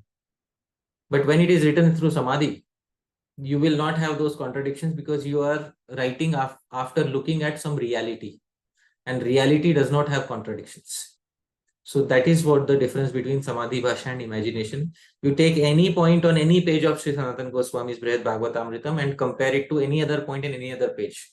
And it's thousands of pages of book and commentary. The commentary is also by him. So you will not find a single contradiction between anything said on one page and anything said on another page. This is how, the Samadhi Bhasha is revealed in the writings of the Acharyas. So that is what it is. Thank you very much, Prabhuji. Next we have Jai Dwarka Prabhu. Hare Krishna Prabhuji, my pranams Prabhuji. Thank you so much for explaining so nicely about the opulence of Vaikuntha. Prabhuji, actually my question was from this point where you explained that there is no killing of demon pastime in the Vaikuntha, but at the same time there is playing as demon. Right. So can you please help us understand what is that playing as demon means? Does that mean that playing like child's play as a drama or something like something other than that? So can you please help us understand what does that mean? Yeah. So do demons exist in the spiritual world? This question has been answered by Sri Jiva Goswami in Bhakti Sandarbha. In Bhakti Sandarbha, Sri Jiva Goswami takes up the Bhakti Sandarbha, or let me see. In one of the Sandarbhas, Sri Jiva Goswami says that in the spiritual world, the demons are not exactly, behaving like demons, but they behave, they are, here it is. So I will share my screen in, yeah.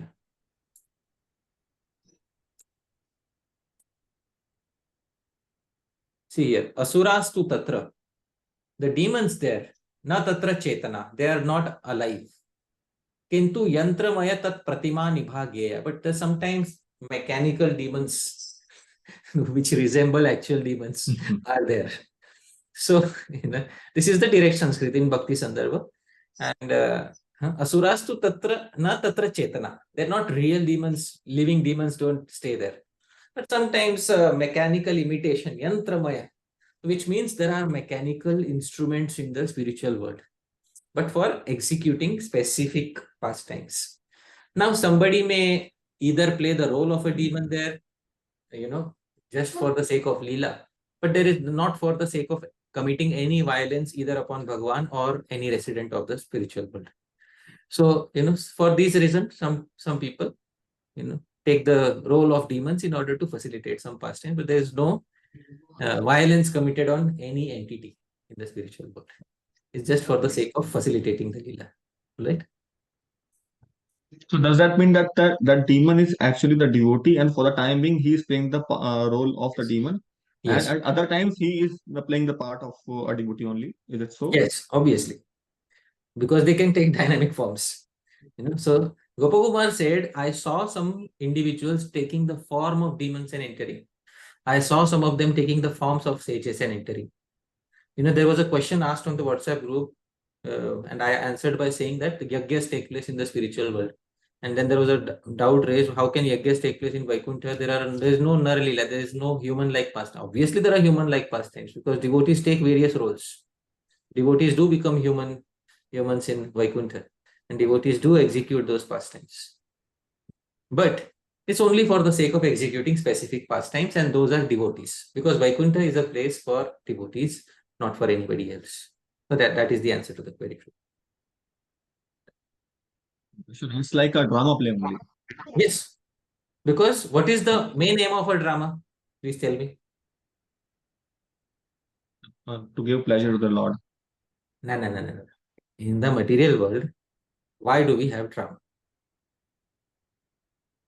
To give a particular message to the people and for the joy of those who are playing. No, that is not the purpose of drama. That is the modern interpretation of drama. What is Bharat Muni's reason for enacting dramas? To relish ras. That is the main purpose of a drama.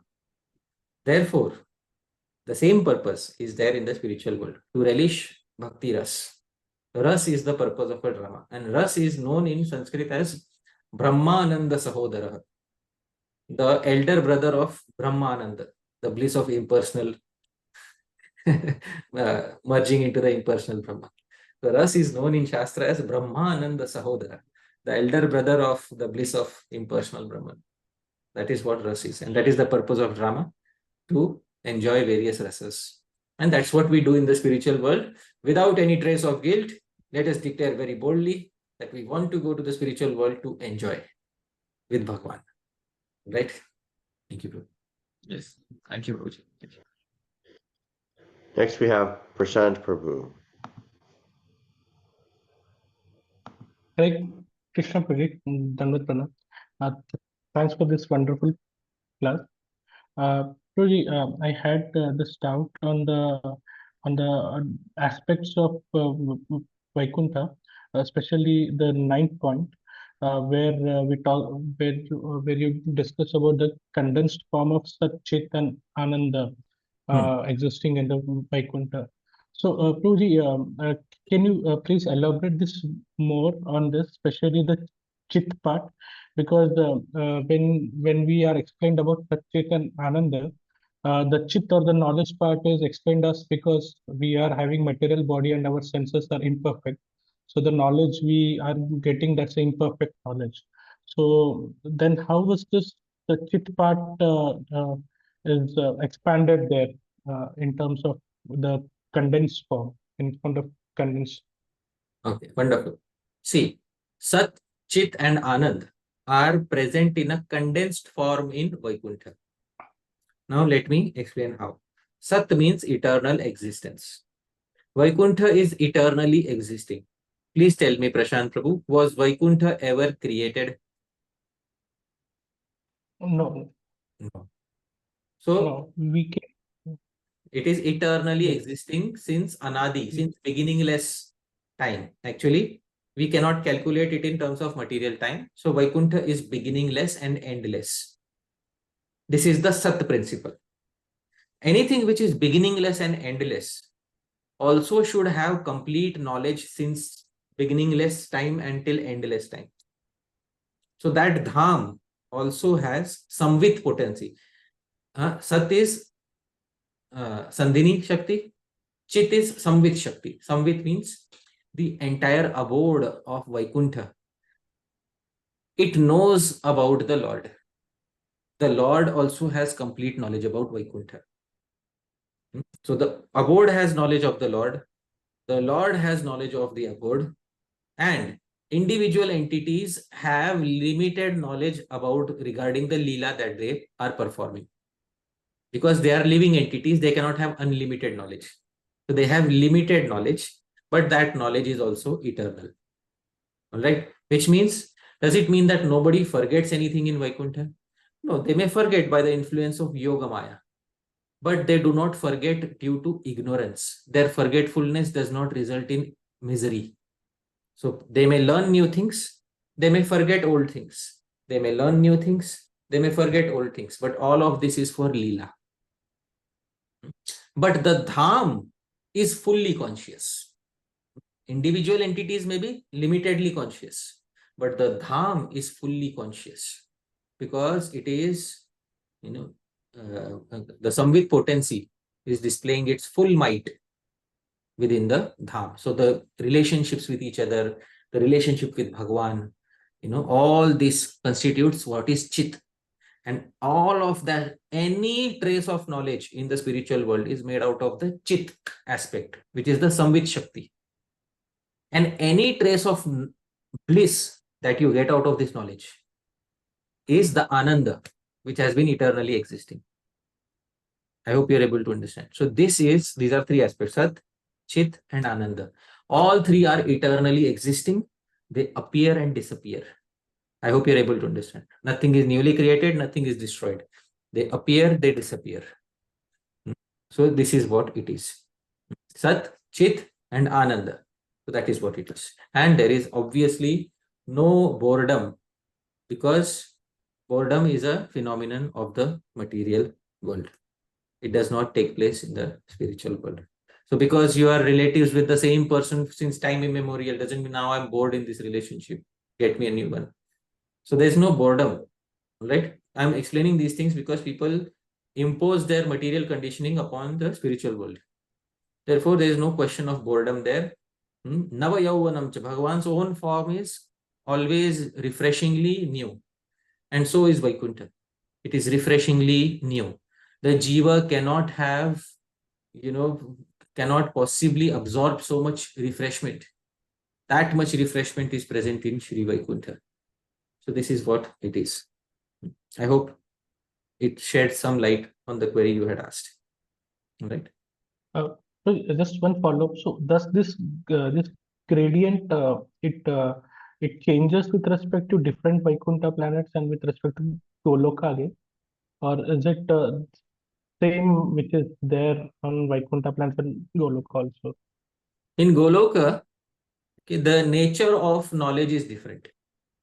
In Vaikuntha, the knowledge of the individuals is that he is the supreme king of our kingdom. This is the knowledge that they have. And in Goloka, the knowledge is different. He is our cowherd boy. He is our family member. This is the difference of Chit potency is there. But in Goloka, there is superiority in a different sense. But that superiority will be revealed in future talks. What is the superiority in Goloka Vrindavan? All right.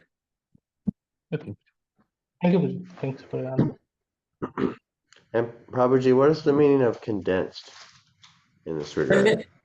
Condensed means that when you have the maximum possible density of any particular entity in a particular place, that is what is called as condensed. So ghana means, there are condensed. If you've seen metals, aluminium has a different density, steel has a different density, iron has a completely different density. So iron is much more dense than aluminium or tin. So the maximum density possible, that is called as ghana. That is what it is. Thank you so much, Prabhuji.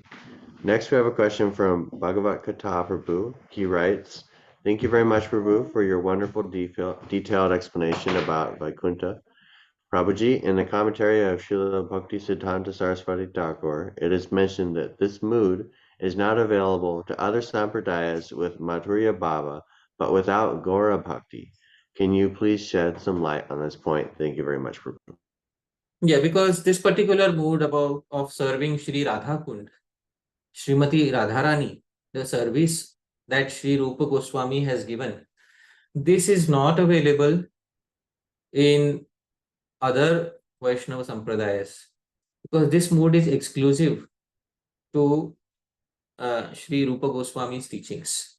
Now, other Vaishnava Sampradayas may say we have our exclusivity, but this particular mood of rendering service to Srimati Radharani, especially, when she needs it the most, that particular mood of becoming Palyadasi Bhav I had discussed when the Siddha Pranali lecture was going on. Palyadasi Bhav. This is exclusively, in the Gaudiya Vaishnava Sampradaya, and that is called as Manjari Seva. That will be gradually coming up. That is the answer to the question.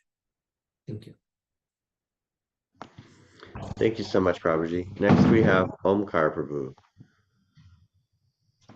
Hare Krishna, Prabhu. Thank you, Prabhu. The lecture was really good. Prabhuji, I had a question about this point about this difference between mukti and bhakti. As we see that in many of the Vaishnava Sampradayas, they do not distinguish between these two in a much way. They say they are both the same. But in our Sampradaya, we put a big distinction between mukti and bhakti. That is, like, for example, if we have a desire that I want to attain the abode of Bhagavan, to become freed from the clutches of this material world. So that is mukti. And bhakti will be like, I want to serve the Lord. But we see that in other sampradayas, this fine distinction of line is not there. So how can we say that Vaikuntha is attained only by people who are interested in bhakti? It's not like that. It is only within our sampradaya. There are so many pramanas in the Srimad Bhagavatam where liberation and bhakti are distinguished between. Let me give an example of this. For example, Srimad Bhagavatam 12.10.6. I will share my screen and you only read the translation. This is 12.10.6. Shri Bhagavan Shiva. It is said Shri Bhagavan Uvacha. Here Shri Bhagavan is Bhagavan Shiva. So Shri Bhagavan Uvacha. Naivechati Ashisha Kwapi Brahmarshir Mokshamapyuta Bhaktim Param Bhagavati Labdhavan Purushe Vyaye. Please read the translation, Prabhu. Lord Shiva replied, surely this saintly Brahmana does not desire any benediction, not even liberation itself, for he has attained pure devotional service unto the inexhaustible personality of Godhead. So here in the Sanskrit itself, here moksham and bhaktim, are they distinguished or not? Yes, they are distinguished. Is this sampradaya specific or Yes. sampradaya independent? My point was when it is discussed in the Vidvans of the other Sampradaya. That's okay. Uh, The that's Gaudiya Vaishnava Sampradaya is because other Sampradayas may not be taking Srimad Bhagavatam as their main literature. They may be taking Vedanta Sutra. See here in the Bhagavatam, na Parameshtyam, na Mahendra Dhishyam, na Sarvabhavam, na Rasadhipatyam, na Yoga Siddhir Apunarbhavam va, Mayarpitatme Ichhati Madvinanyat. Apunarbhavam is moksha. Please read the translation. one who has fixed his consciousness on me, desires neither the position or abode of Lord Brahma or Lord Indra, nor an empire on the earth, nor sovereignty in the lower planetary systems, not the eightfold perfection of yoga, nor liberation from birth and death. Such a person desires me alone. Nor liberation from birth and death. Such a person desires me alone. Isn't Bhagavan and moksha distinguished here? Yes, true. Yes. I had this doubt because in some commentaries of Madhvacharya, I read that he supports that Sayujya has more happiness in some days. 9467. Lord of Vaikuntha is saying something to Ambarish Muni, so to Durvasa Muni. Mat sevaya pratitam te salokyadi chatuštayam nechanti sevaya purna kuto nyat kala viplutam. Please read the translation. My devotees who are always satisfied to be engaged in my loving service are not interested even in the four principles of liberation, Salokya, Sarukya, Samipya, and Sarishti. Although these are automatically achieved by their service, what then is to be said of such perishable happiness as elevation to the higher planetary systems? So they are satisfied in what, Prabhu? Service, And they are not loving interested. service, They are not interested in what? Mukti Chatushta, four types of things. See, the distinction is in the words of Vyasadeva. It's not in the words of the Gaudiya Vaishnava Sampradaya. Hence proved. Right? Yes, true. Yes, Chalo. true. Thank you, bro.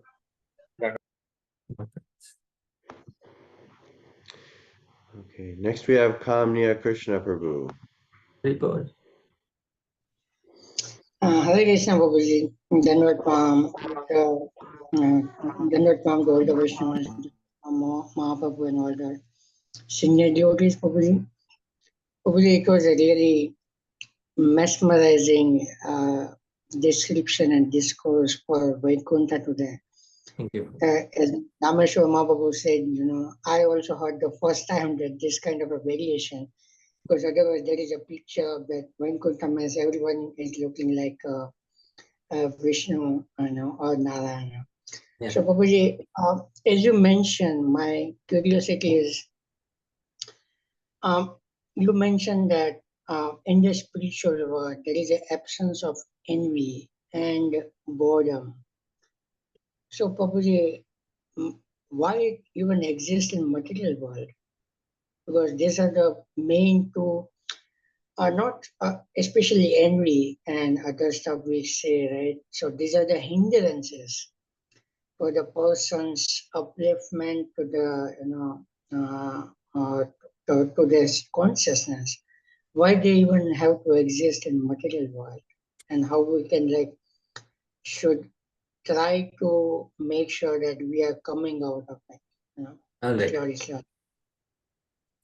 See, whether the spiritual world or the material world, the living entity is looking for one substance.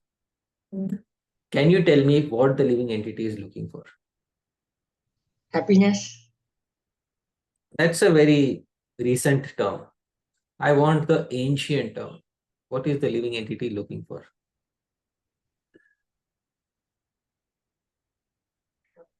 Yeah, see, Dhāmeśvara Mahāprabhu knows. Rasa.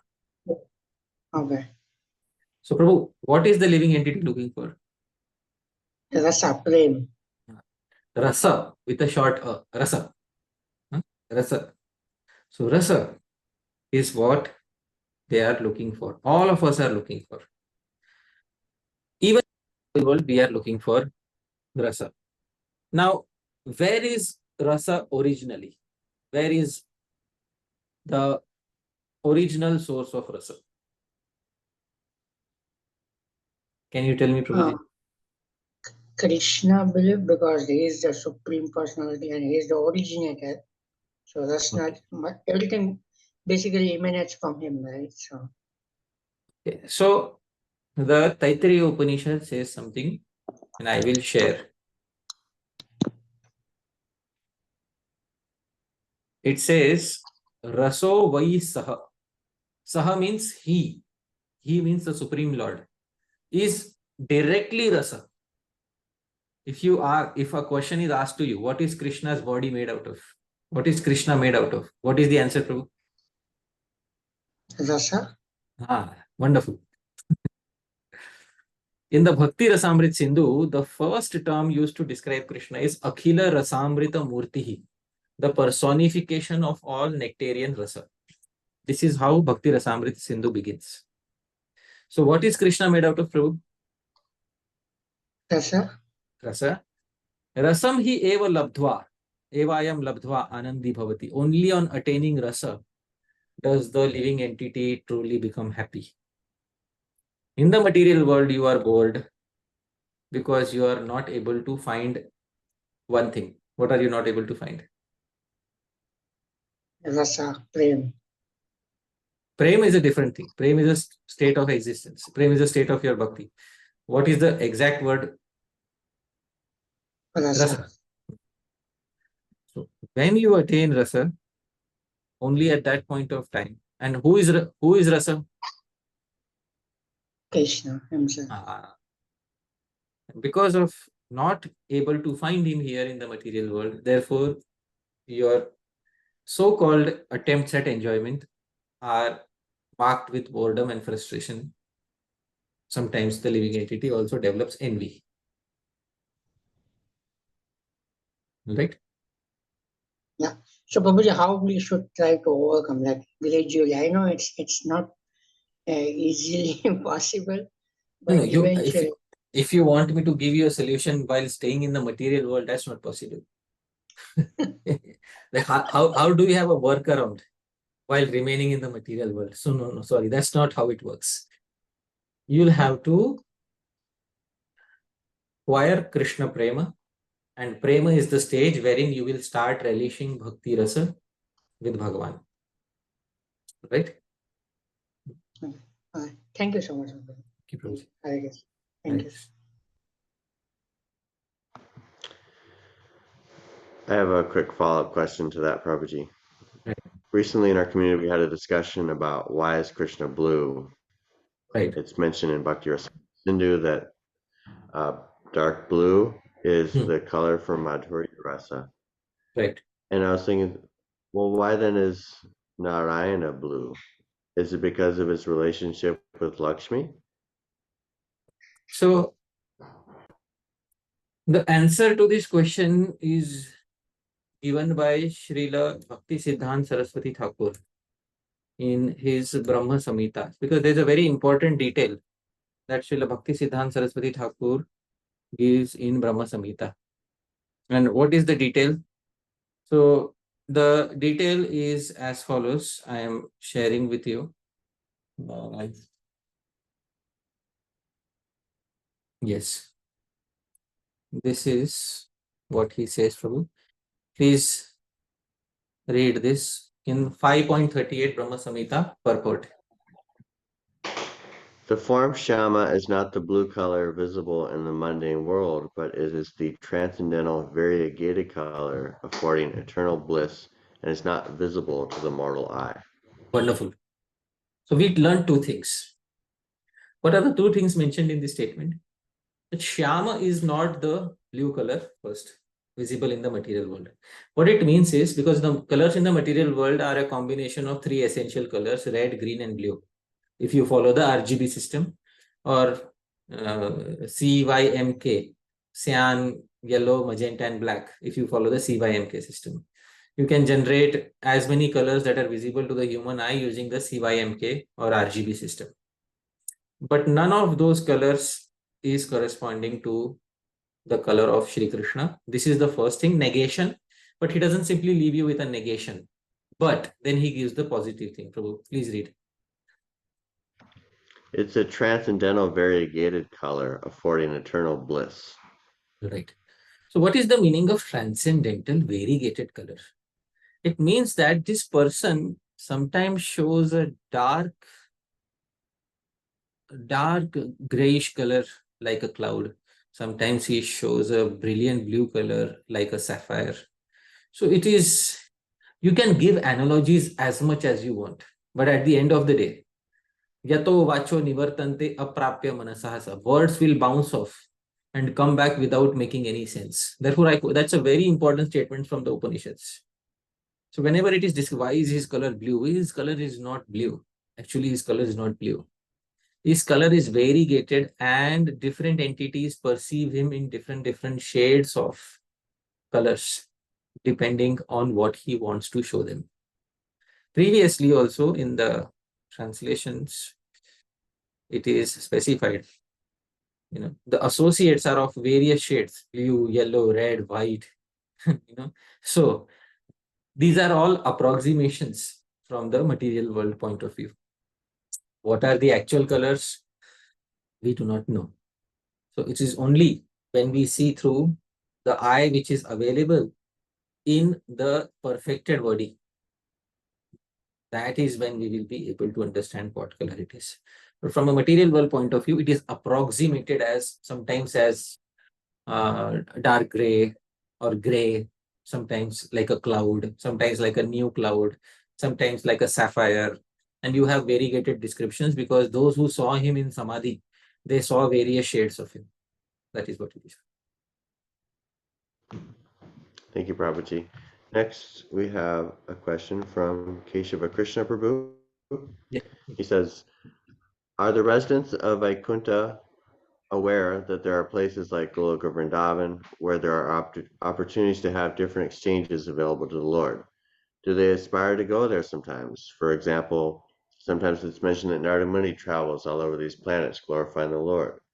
Do they have an opportunity to change residence, or are they eternally a resident of a particular Vaikuntha? Wonderful. So this question is very important from the philosophical point of view. In one of the talks, I have specified that what is the meaning of sthayi bhav. Dhāmeśvara Mahaprabhu, can you tell me what is the meaning of the term sthayi? Permanent. Permanent.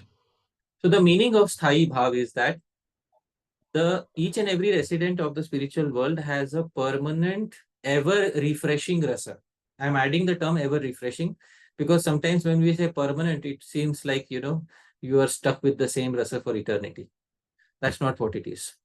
They have a permanent yet eternally refreshing relationship with Bhagavan, which they will never exchange with anything for any cost whatsoever. In one of the previous talks, I have taken each and every rasa, Dāsa, and given arguments from the point of view of each and every rasa.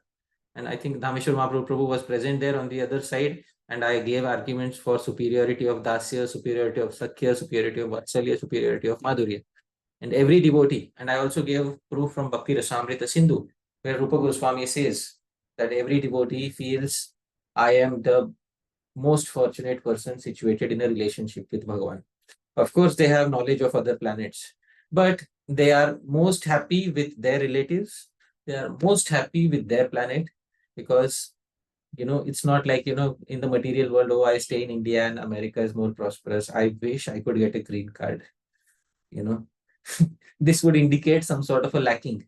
And any sort of a lacking is not present in the spiritual world because they are Atmaram. Everybody is Atmaram. They are satisfied fully in the position that they have, but their rasa is ever refreshing Therefore, and they have their sthayi bhav, their permanently fixed relationship, which they would never trade for anything at any cost whatsoever. So they have knowledge, yes. Just like Narad Muni has knowledge, yes. Some of them may have, some of them may not have, because the Leela does not desire it. So some of them may have knowledge, some of them may not have knowledge. But even those who have knowledge do not desire to change their relationship, because how can somebody give up his eternal master and change something? So that is not possible. If they change, then that bhav will not be sthai bhav, and it will become asthai bhav. And if it is asthai bhav, how can it be called rasa? So rasa only happens when you have a sthai bhav. That is the philosophical answer to the query. Thank you very much.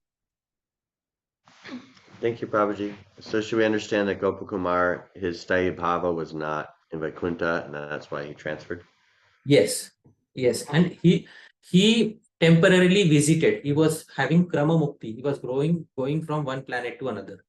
And he made a temporary stopover even in the heavenly planets, in Tapahaloka, where he met the Navayogendras, and he met everybody. But he knew that he was out of place. In all those places, he felt like he was out of place. And then, just like the missing piece of the jigsaw puzzle, he fit exactly in Goloka Vrindavan. That's when he knew that this was it.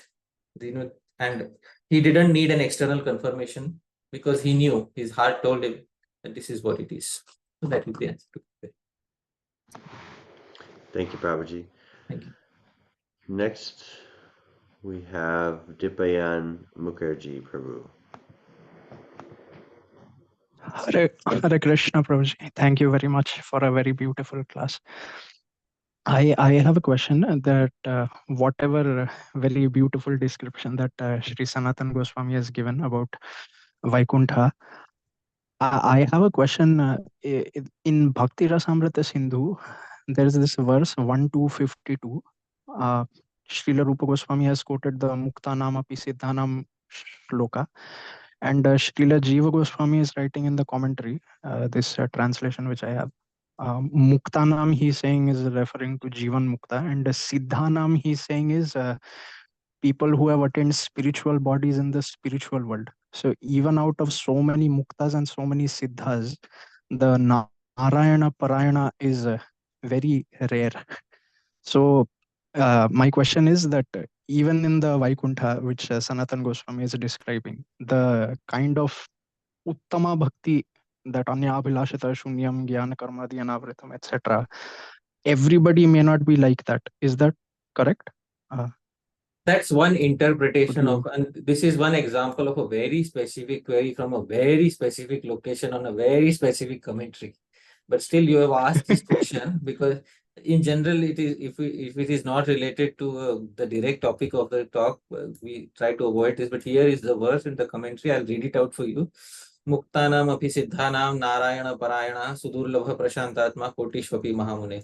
Saying Muktanam, even amongst liberated people. What is the meaning of Muktanam? Prakrita Sharira Sitatvepi Tad Abhimanya Shunyanam. Even those who are situated in a material body but are devoid of false ego, they are the liberated ones.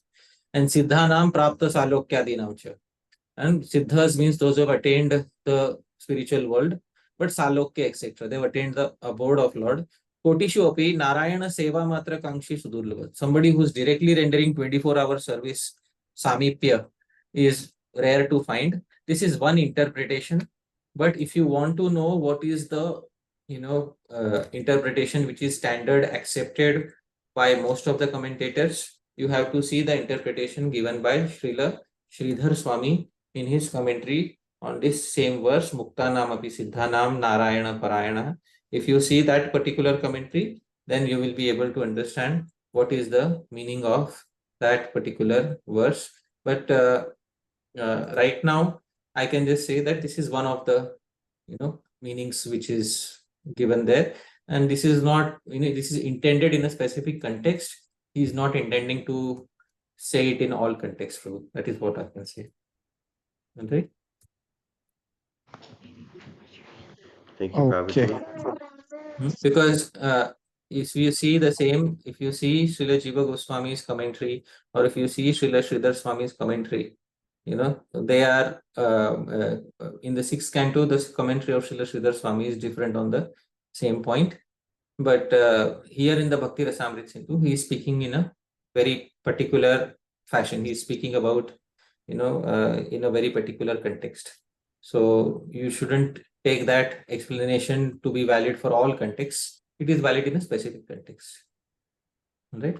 My question was not like going into the details of this verse, but in the sense that Vaikuntha, to go to Vaikuntha, somebody need not be Anya Vilashita Shunyam Jnana Karma Dhyanavratam. In that sense, I was asking, is that understanding correct? Or no, why is Anyabhil? What is the meaning of Anyabilashita Shunyam? Means if somebody once is doing bhakti, but he in Uttama Bhakti, we say that, like you just quoted that 9th canto verse, that devotee doesn't want Salukya Adi. What is the direct meaning of Anyabilashita Shunyam? Literal meaning. No other desires except favorably serving the Lord. Favorably serving the Lord. No. No other desire except for the desire of bhakti. That is the meaning of that term. If you see Anyabilashita Shunyam verse, what is the meaning given of Anyabilashita Shunyam?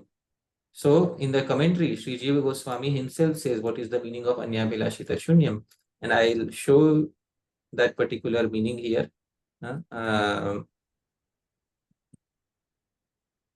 Here says Anyabilashita Shunyam.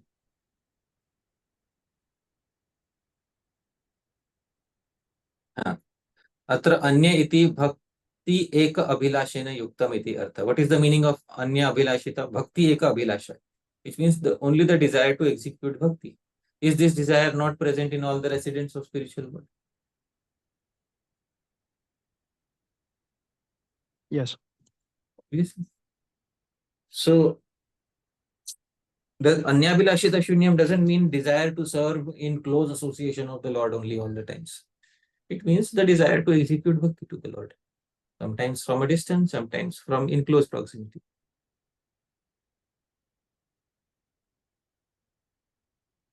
Yeah. So I mean, it's people can go without, means it's not so strict. That's what I. Yeah, it's not needed that you should always be in the close proximity of Bhagwan all the time. Yeah. You'll find very rarely you'll find somebody like Hanuman who stays always in close proximity to Bhagwan. I think what he's asking is if people in Vaikuntha are also enjoying themselves in ways that aren't directly service, then how are they meeting the conditions of this verse that they have no desires besides bhakti? No, that's not my question. My question is the sadhana to go to Vaikuntha is not so strict. Sadhana to go to Vaikuntha is not so strict. See, what are the three conditions? Anyabilashita Shunyam, Jnana Karmadi Anavritam, Anukulyana Krishnanu Shilanam. Amongst these three conditions, which is the main condition? The third line, Anukulyana Krishna Anushilanam. Wonderful. Are the other two conditions so strict? It appears like that. Hey, you have to read the commentary. It doesn't appear like that. Was Dhruva Anyabilashita Shunyam?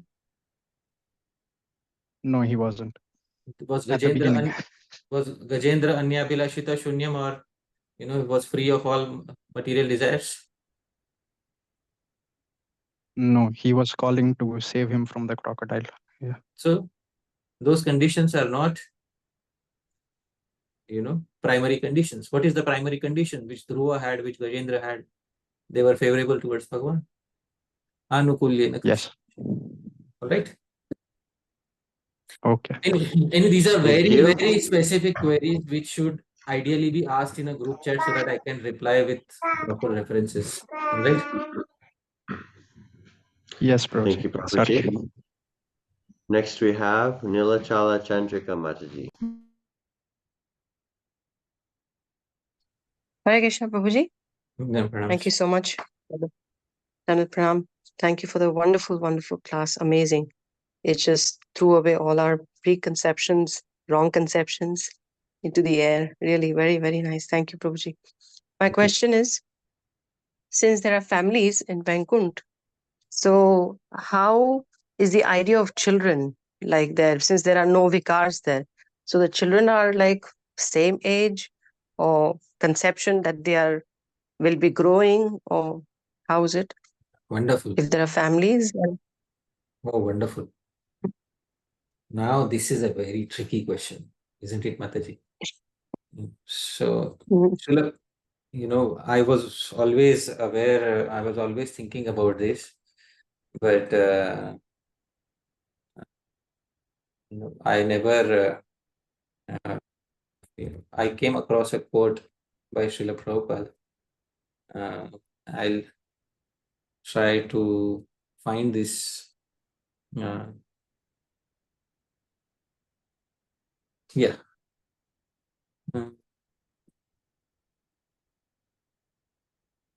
There is one quote by Srila Prabhupada which specifies something, and this is what it is.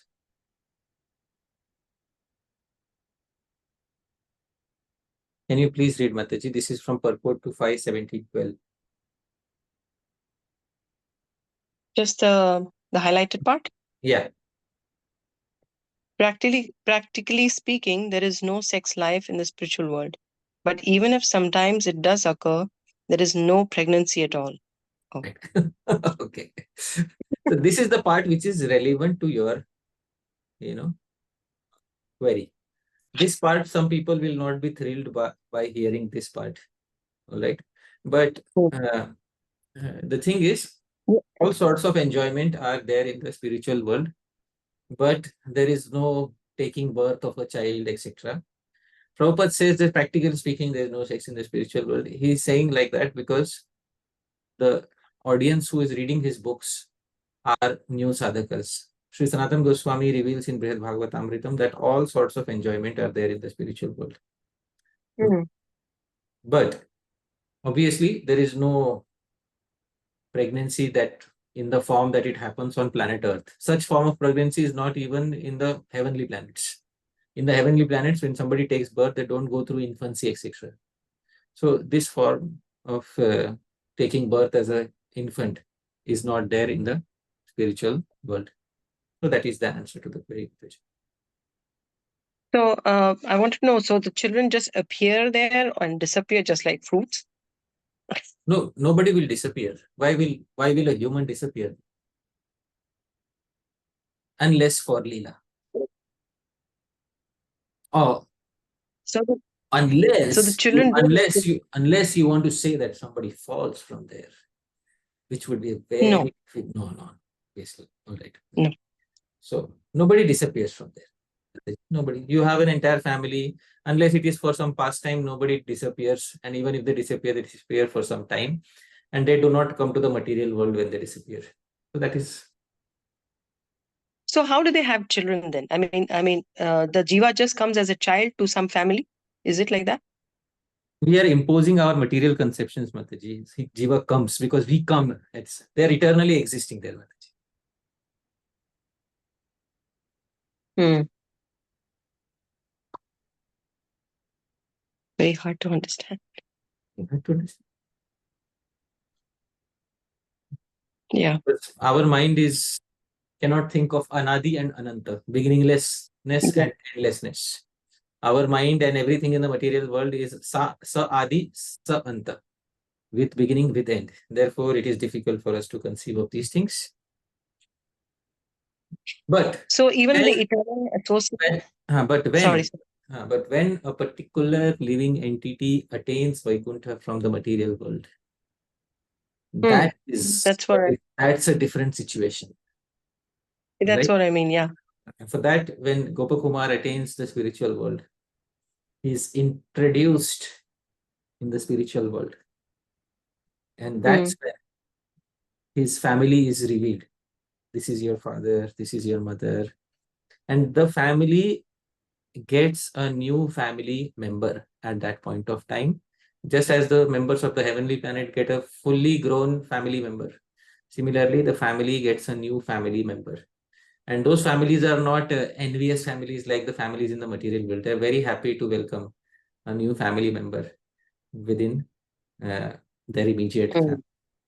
All right. But the body which a living entity gets is eternally existing in the body of Bhagavan. I have explained this in the WhatsApp group. No new body created. The body is eternally existing as a ray of light within Bhagavan's body. That eternal body, which is inactive, is assigned to a particular jiva who attains liberation. All right. And then the jiva gets a particular family. And there's a distinction in the Brihad Bhagavatamritam. I have to find it between Adhunik Bhaktas, those who are newly introduced in the spiritual world, and those who are eternally present there. All right. So, but I have read it once, but I have to find it once again. A long time ago, I had read it. There's a distinction between these two. So the eternally children who are there, they just remain the same age. Yes, but they can change their form. Yeah. Okay. They can change their form. Right. All sorts of enjoyment that are possible in the material world are possible in the spiritual world. So we should not put our conditioning, of the material mind. Usually I do not give this example, but I am only giving this example because Rupa Goswami has given it. In the Padyavali, Rupa Goswami has a verse where he says, Shaishavepi Tarunyam. And I will share the screen. This is Padyavali. Can you please read, Mataji, what is the meaning of Shaishavepi Tarunyam? Where is it? Here, I highlighted it. Adolescence manifested in childhood. So how does that adolescence get manifested in childhood? This happens in Krishna's pastimes. Obviously, this is happening in Krishna. Yeah. I'll not read the verse because the verse is not fit for public reading, but I'm just giving you an idea of the dynamic nature of the spiritual world. All right. Can you give me the reference for this, please, Prabhuji? What did you say just now? This is from? So that so that everybody else doesn't have it, I'll send it separately to you, Mataji. It's in Rupa Goswami's. Okay. All right. Okay. Thank you, Prabhuji. Thank you. I need to pass over my role as host to Paramakaruna Prabhu now. Yeah. Thank you. Thank you so much, Prabhu. Thank you. Thank you. Am I audible? Yeah, Prabhu, you're audible. Next, we'll go to Sachindra Krishna Prabhu.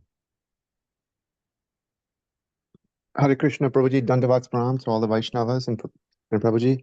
I'm a little reluctant to ask this question because maybe I don't want to construe it as me being offensive, but my heart wants to ask it and feel why I'm feeling it. Mentally, the lecture was very good, to gain that understanding and of what Vaikuntha is and all the intricacies of it. But in my heart, I didn't feel any bliss in hearing this lecture. And I'm wondering, because maybe Krishna is not mentioned, I was kind of just going through the motions of hearing it. Oh, yes, this is Vaikuntha and all of the things, but there was really no rasa for me. I don't know. I don't want to, am I being offensive in thinking like that? Or should I hear all the topics with the same amount of relish and bliss? Because I didn't feel it. Yeah, you shouldn't force yourself to feel blissful. That's the worst thing to do yourself, is to force yourself to feel blissful. All right. Some particular moods do not align with some particular individuals. That's okay. But the verse was speaking Vaikuntha, so I cannot skip Vaikuntha. So therefore I took that. Obviously, but gradually we will come to Mathura, we will come to Vrindavan.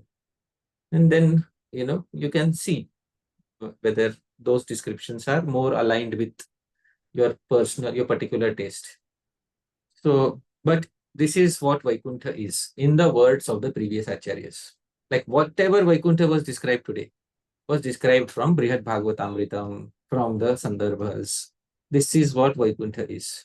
Otherwise, if without the Gaudiya Vaishnava acharyas, Vaikuntha would be a place where people wear 2 sets of clothing that too yellow in color. So that if that idea of Vaikuntha is not given by Gaudiya Vaishnavacharyas. No, Gaudiya Vaishnavacharyas give that dynamic idea of Vaikuntha, where people are having variegated forms of enjoyment, all possible forms of enjoyment. Sometimes they seem like sense enjoyers from the external point of view. However, they are not so. So all of this is mentioned by the Gaudiya Vaishnavacharyas. Of course, you might have thought that, well, okay, still it doesn't align with my specific taste, obviously. But in principle, how does the spiritual world function? That tattva was also part of the talk. That tattva is essential to understand.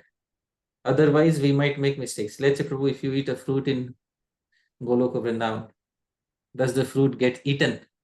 What is the answer? Yes and no. Yeah, now you know.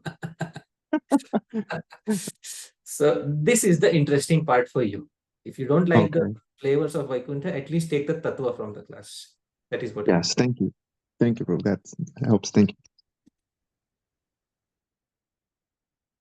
Right. Thank you. I had a question, Prabhuji. Yes. First of all, yeah, thank you so much for that answer to Omkar Prabhu's question. I guess that was on difference between bhakti and mukti, and I was reminded of that very beautiful section in Sri Bhakti Rasamrit Sindhu where Sri Rupa Goswami gives so many. Yeah. There's a tour de force of statements from various shastras about the distinction between bhakti and mukti. Yes. Goes in sequence, third canto, fourth canto, all the way to, and then from Damodarashtakam and so many places. It was so wonderful. Prabhuji, so my question is, we have heard that there are unlimited Vaikuntha planets. Right. And I'm not counting for now Mathura or Ayodhya. They are also, in general, if my understanding is correct, in the category of Vaikuntha. But there are unlimited Vaikuntha planets, even like there is a planet for Lord Nrsimhadev and so on. Right. Who are the presiding deities of those unlimited planets? Like, is it, I mean, Nrsimhadev, we understand. Vamandev, if there's a planet like that, we would understand. There are all these unlimited different forms of the Lord, which we don't know yet through the Shastra. Right. Or yeah. So there are unlimited forms of Bhagwan, which are there, and the Bhagavatam has mentioned that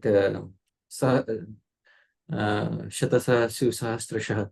In the first canto itself, it is mentioned Yatha Vidasina Kulya. I will point out the verse. I'll share the verse. This is 1.3.26 of Bhagwan, and these are only the forms which descend. Okay, not avatara. So avatara hi asankhyeya. So Prabhu, what is the direct meaning of avatara hi asankhyeya? Uncountable or unlimited number of avatars. Who descend. Those who don't descend, they are all the more, unlimited. So avatara hi asankhyeya. This is 1.3.26. Harer sattva nidher dvija yatha vidasina kulya saharasah sihu sahasrasha. So Prabhu, kindly read the translation. O Brahmanas, the incarnations of the Lord are innumerable, like rivulets flowing from inexhaustible sources of water. So there's the answer to that part of the query. Is there anything else you wanted to ask in regard to that? No, Prabhuji, this is perfect. Thank you. This is what it is. Thank you, Prabhuji.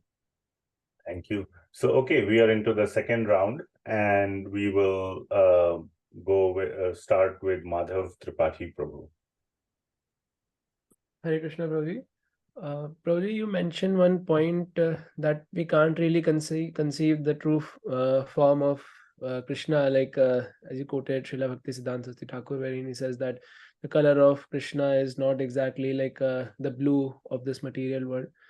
So when we conceive the form of the Lord based on the references given in Shastra and also like the paintings drawn by devotees, so are we really conceiving Krishna in that form, or what is that exactly?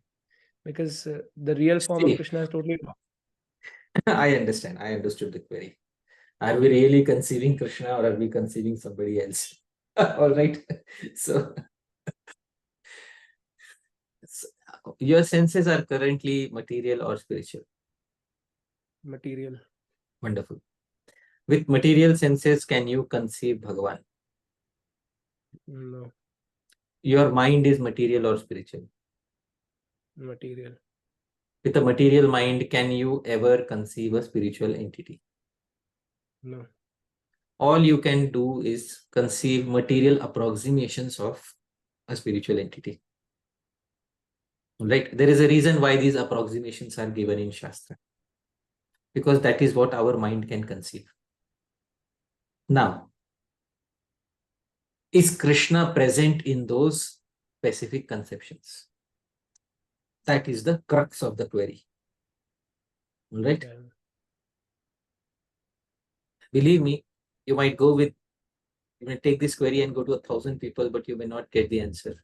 The answer is hidden in a very rare place. Right? So I'm giving you the answer, Prabhuji. The answer is given by Srila Jiva Goswami in his commentary to Bhakti Rasamrita Sindhu. So I will share my screen and I will show you where it is specified. This is in Bhakti Rasamrita Sindhu 1.1.11 Anyabhilashita Shunyam commentary. Alright? Sri Jiva Goswami is saying, Etacha, and this Uttama Bhakti, this Anyabhilashita Shunyam Anushilanam is Krishna Tad Bhakta Kripaya Ekalabhyam. It is attained only by the exclusive mercy of Krishna or his devotee. Right? What is this Bhakti? Shri Bhagavataha Swarupa Shakti Vritti Rupam. Bhakti is a function of the spiritual energy. Bhakti is a function of which energy? Spiritual energy. So when you are thinking of Krishna, you are performing a function which technically belongs to which energy, spiritual or material? Spiritual. Ato aprakritam. Therefore, this function is non-material, transcendental. Api, even though it is non-material, kayadi vritti tadatmyenaiva tatra tatra avirbhutam. This spiritual function becomes one with the functions of your body and mind and appears within your material body and mind.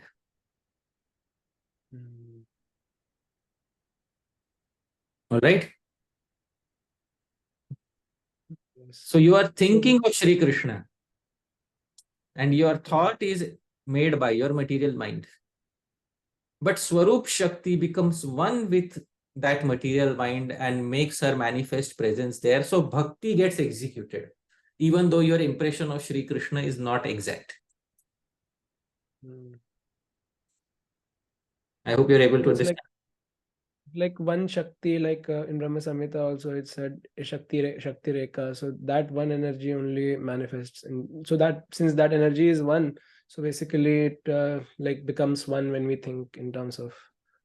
Bhakti is a vritti, is a function of Swarup Shakti.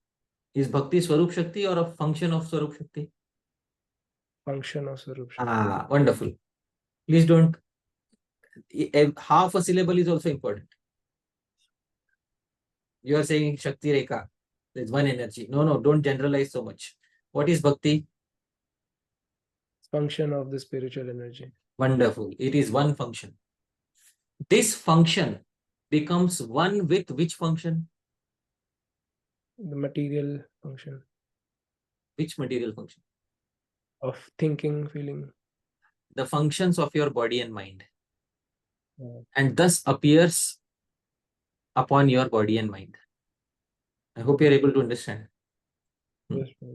Ataha Shri Krishna Namadi na bhaved grahyam indriyai sevon mukhehi jihvado swayam eva spuratyadaha. Therefore, the name, form, etc. of Krishna can never be grasped by the material senses. It automatically appears by the mercy of the Swarup Shakti when it sees that you are inclined to bhakti. What matters is your favorable inclination. Anukulyena Krishna Anushilanam is the only thing that you can do.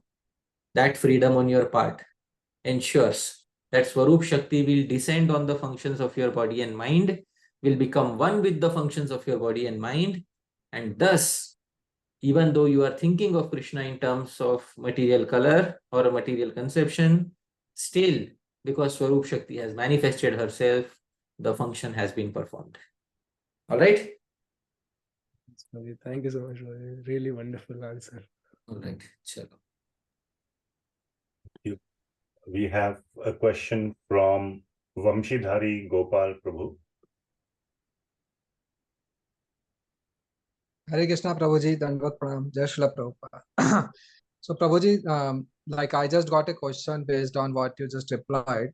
So many a times, like we hear that that our acharyas have performed Mansi Seva, and even when we do Smaran based on our own whatever impressions we have, like whatever we have heard or whatever we have seen, or based on the impressions of our material mind. So how we should approach that? Like we should if that is true, that it is our vritti and we are favorable towards Krishna, so then it can go into that imagination thing, right? Rather than you are doing a smaran, you are just imagining something. So where should we go about it? Like where should we draw a line that okay, we should always smaran based on what we have heard or what we have gathered from the acharyas and the shastras, or we can get into our own territory of imagination, but still if it is favorable, and especially like when we get instance from Mansi Seva that okay, I'm offering this to Krishna, that to Krishna, I'm dressing him like this, like that. So can it go into that imagination thing, or it should strictly be as per what we have get from our acharyas and shastras? As long as you have not attained Sampatti Dasha, or the state where everything about your spiritual identity is clear to you. All right? Till that point of time, you follow the blueprint which has been given by the previous acharyas. Okay. Right? They have given all the necessary details in the blueprint in their books. Once you have attained Sampatti Dasha, where everything about your spiritual body is clear to you and you are living that life, actually living that life, at that point of time, you have the freedom because you are completely controlled by the internal potency. So she will guide you. Right? Till that time, we should follow the blueprint given by the previous acharyas. Okay. Right. So Prabhuji, on that front, then especially for people like me, like obviously at the beginning stage and we need to follow the blueprint. So is a guided meditation helps? Like let's say if there is some lecture or some recording where some acharya is explaining something, and then we do smaran in a guided way, like 10-15 minutes, something like that, because I don't find anything like that. But for a beginners, is it recommended, or we should just try to do based on our own? I have not seen any guided meditation based on the Raganuga Bhakti principles of Sri Rupa Goswami. Right. Yeah. Somebody may be doing guided meditation on general Krishna Lila, but that is not necessarily from the Raganuga Bhakti point of view. Raganuga Bhakti is you identify with the mood of a Brajavasi. Now, I have not seen any such guided meditation. But even if there is, what is the guarantee that that mood aligns with your mood? That mood which is given in that guided meditation. So for these things, you have to have the lobha. If you have the lobha, you won't need guided meditation. That is what it is. Right? Because lobha will propel you in the direction where you don't need guided meditation. You may need some guidance from the guru. But it's not that for every day you will need guided meditation. So the main thing is, as long as the lobha is not there, there is no point in that, saying that I am a Raganuga Bhakta. First comes the lobha. And then everything else is driven by that particular fuel of lobha. So that is the answer. Right? Yeah. Thank you, Prabhuji. Thank you, Prabhuji. We have a question from Pratibhu Prabhu. Pratibahu Prabhu. Sorry. Hare Krishna Prabhu, please accept my humble obeisances. All glories to Srila Prabhupada. Prabhu, when you answered that question, where children in Vaikuntha and a new member is introduced, I wanted to clarify my understanding. My understanding was that we were in the spiritual world, and I've heard from Prabhupada, Srila Prabhupada also, that when we come down here, it's like a dream, and then we go back and get back our original position. Okay. So is that new member is introduced? I think, Prabhuji, in the previous talks of Upadeshamritam, there was one talk in which Anadi Avidya was discussed. What is the meaning of Anadi Avidya? How is the Jiva in the material world? And Srila Prabhupada has given different explanations of the conditioning of the Jiva. One conditioning, he says that one explanation is that we were never in the spiritual world at any point of time. Second explanation is that we were there, but we fell down. Third explanation, we are still there, but we are dreaming. So these are various explanations that he has given. What is the explanation given by the previous acharyas? That is a different topic altogether. And therefore, we need to find that understanding which is the same with Srila Prabhupada and the previous acharyas. So we have a single line of thought. So what the previous acharyas have said, that we have to understand. And Prabhupada has also said that in some places. So that is what we have to understand. I'm giving you a direction of understanding. What the previous acharyas have said, what Srila Prabhupada has said, you have to draw a single line of understanding, because there are multiple opinions given by Srila Prabhupada on multiple occasions. So you'll have to have one opinion, and ideally that opinion which aligns with the opinions of the previous acharyas. Then after that, this query will be automatically resolved. All right, I'll give you a very simple hint. The previous acharyas say that there are two categories of jivas. One who was never in the spiritual world, who are always conditioned, and two who have always been in the spiritual world. Okay. So please meditate upon that, and then the answer will be clear. Right?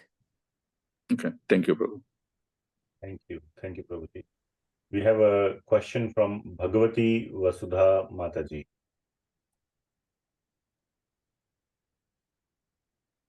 Hare Krishna Prabhuji, Dandavats Pranam. Thank you so much for this very, very detailed answer. Everything I heard today is very much new to me and very much high level to me. But still, I would like to ask one question from the previous session that we were discussing. You gave one shloka from Manashiksha. Right. That na dharma adharma sutigana niruktam kilakuri. So in that we were discussing that when one will be in the platform of Raganuga Bhakti, Shuddha Raganuga Bhakti, all these things will not be considered, no dharma, no adharma, everything. My question is, sure, in the level of Raganuga Bhakti, there will be a guru who is guiding a person, but still I'm little inquisitive how it applies to Vaishnavis, Matajis. Is there any example that who has gone over dharma? I'll give you an example of a Vaishnavi who in prema, who is in the state of prema, who transgressed a rule which is meant for Vaishnavis, but she was obviously experiencing prema towards Bhagavan. There is a rule in Shastra about paying obeisances, and this rule is about Ashtanga and Panchanga pranams. Let me specify this particular quote. This is from the Shastra. Ashtangam vapi panchangam pranamam purushas charet panchangam eva naritu nanyatha muni sattama. I will share my screen with you, Mataji, and you kindly read the translation, the verse. This is a standard rule from the Skanda Puran. Ashtangam vapi panchangam pranamam purushascharet panchangam eva nari tu nanyatha muni sattama. Mataji, kindly read the translation. The men may perform Ashtanga or Panchanga pranams according to their capacity. However, the woman should perform Panchanga only and not otherwise. Yes, Panchangam eva naritu. The women should only perform half obeisances, not flat obeisances on the ground. All right. Now, this specifies dharma and adharma. Na anyatha, don't do otherwise. So it specifies rules of dharma and adharma. Now, in the Srimad Bhagavatam, there is a mention of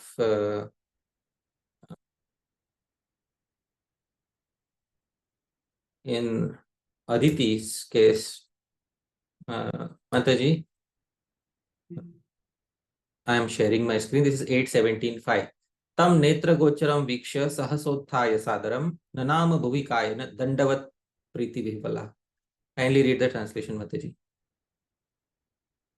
When the Supreme Personality of Godhead became visible to Aditi's eyes, Aditi was so overwhelmed by transcendental bliss that she at once stood up and then fell to the ground like a rod to offer the Lord her respectful obeisances. Wonderful. So, Mataji, I hope we can have some idea of what happens with a person who is experiencing prema towards Bhagwan. Sri Radharaman Das Goswami is giving a similar idea. I gave one example. Let's say somebody is not experiencing prema. What should they do? Should they follow the Shastra, or should they fall on the ground like a rod, especially if they're in the body of a Vaishnava? Not in prema, we should follow the dharma. Yes. And those who are on the path of Raganuga Bhakti and those who have attained those particular levels of advancement. Na dharmam shruti ganam niruptam kila kuru. Raghunath Das Goswami says. So one simple example, Mataji. That is what it is. All right.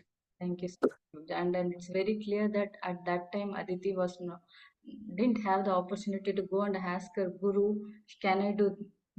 Wonderful. Yeah, so it happened naturally. Yeah, her prema was the driving force. Many times people, how do I know whether I have attained or not? Look at the examples of people who have attained. They don't go to their guru every time for asking. The prema is the driving force. The lobha is the driving force in their lives. Okay. Thank you. Thank you. Wonderful discussion, Prabhuji. We'll go to Mohit Deshmukh, Prabhu. Hare Krishna, Prabhuji. Dandavat Pranam. Thank you for answering Vamshikar Prabhu's question. That helped a lot. So my question was, is the name of Sri Gopa Kumar mentioned in any work of Sri Vyasadeva or not? No. Because okay. So anyone can question that it is a story to explain, just to explain the greatness of Sri Ram Vrindavan or anything else. For us, it is Veda. Yes, that's what I was saying. For us, it is Veda. And somebody may say, oh, Rupa Goswami, Sanatana Goswami wrote so many things, and this may be story and this and that. That can be said of every sampradaya. Let's take the Sri Vaishnava sampradaya. The Sri Vaishnava sampradaya has what is called as Tamil Veda. You know what is Tamil Veda? No. There is Sanskrit Veda which was written by the sages of Tamil, that category. So there is Sanskrit Veda, which is 4 Vedas, which everybody accepts. This is Veda. From the breathing of Lord Narayana, it has come out. Then they have their Divya Prabandham, which is known as Tamil Veda. Right? So now Divya Prabandham is accepted in the Shri Sampradaya. Now we respect that. But disrespect would be to say that, it is imagination. That is disrespect. Similarly, there may be individuals from other sampradayas who may be disrespecting the works of our acharyas. But for us, it is Veda. Just like the Divya Prabandham is Veda for the Shri Sampradaya. They don't expect others to believe that it is Veda. But for them, it is Veda. Similarly, just like the Sri Vaishnavas have their Divya Prabandham, similarly, we have Brihad Bhagavatamritam, we have Madhav Mahotsav. We have so many literature. Yes. Right? Yes, Hare Krishna. Wonderful, Prabhuji. I just wanted to say that in the document that Dhāmeśvara Mahaprabhu read, he wrote 500 questions. I think that's a underestimation. We had like, I was just counting almost 20 questions just today, and multiply that by about 50 parts, that's 1,000 there. And plus all the questions on the WhatsApp group, another probably, 500 plus right there. So we I guess, need to improve our estimation. All right. So with a very modest estimation is 500 plus questions. That plus saved us. All right. There was a question, I believe, but I'm not seeing that right now. Okay, so that brings us to the end of today's session. Is Dhāmeśvara Mahaprabhu here to give closing remarks? Thank you so much, Paramakaruna Prabhu. Really appreciate your association, and thank you for taking over and hosting.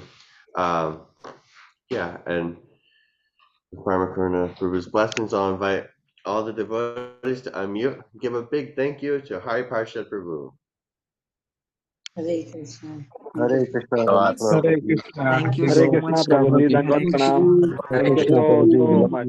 Great Hari Parshad Prabhu ki. Thank you. Srila Rupa Goswami Prabhupada ki jai. Hari Parshad Prabhu ki Hare jai. Krishna. Hare Parshad. Hare Krishna, Prabhuji. Dandavat Srila pranam. Prabhupada Thank ki you. jai. Prabhuji. Thank you so Srila much. Represent Prabhupada my ki Korea jai. Shasha Prabhu. Srila Prabhupada ki Thank you jai. very much, Prabhuji. Hare Krishna.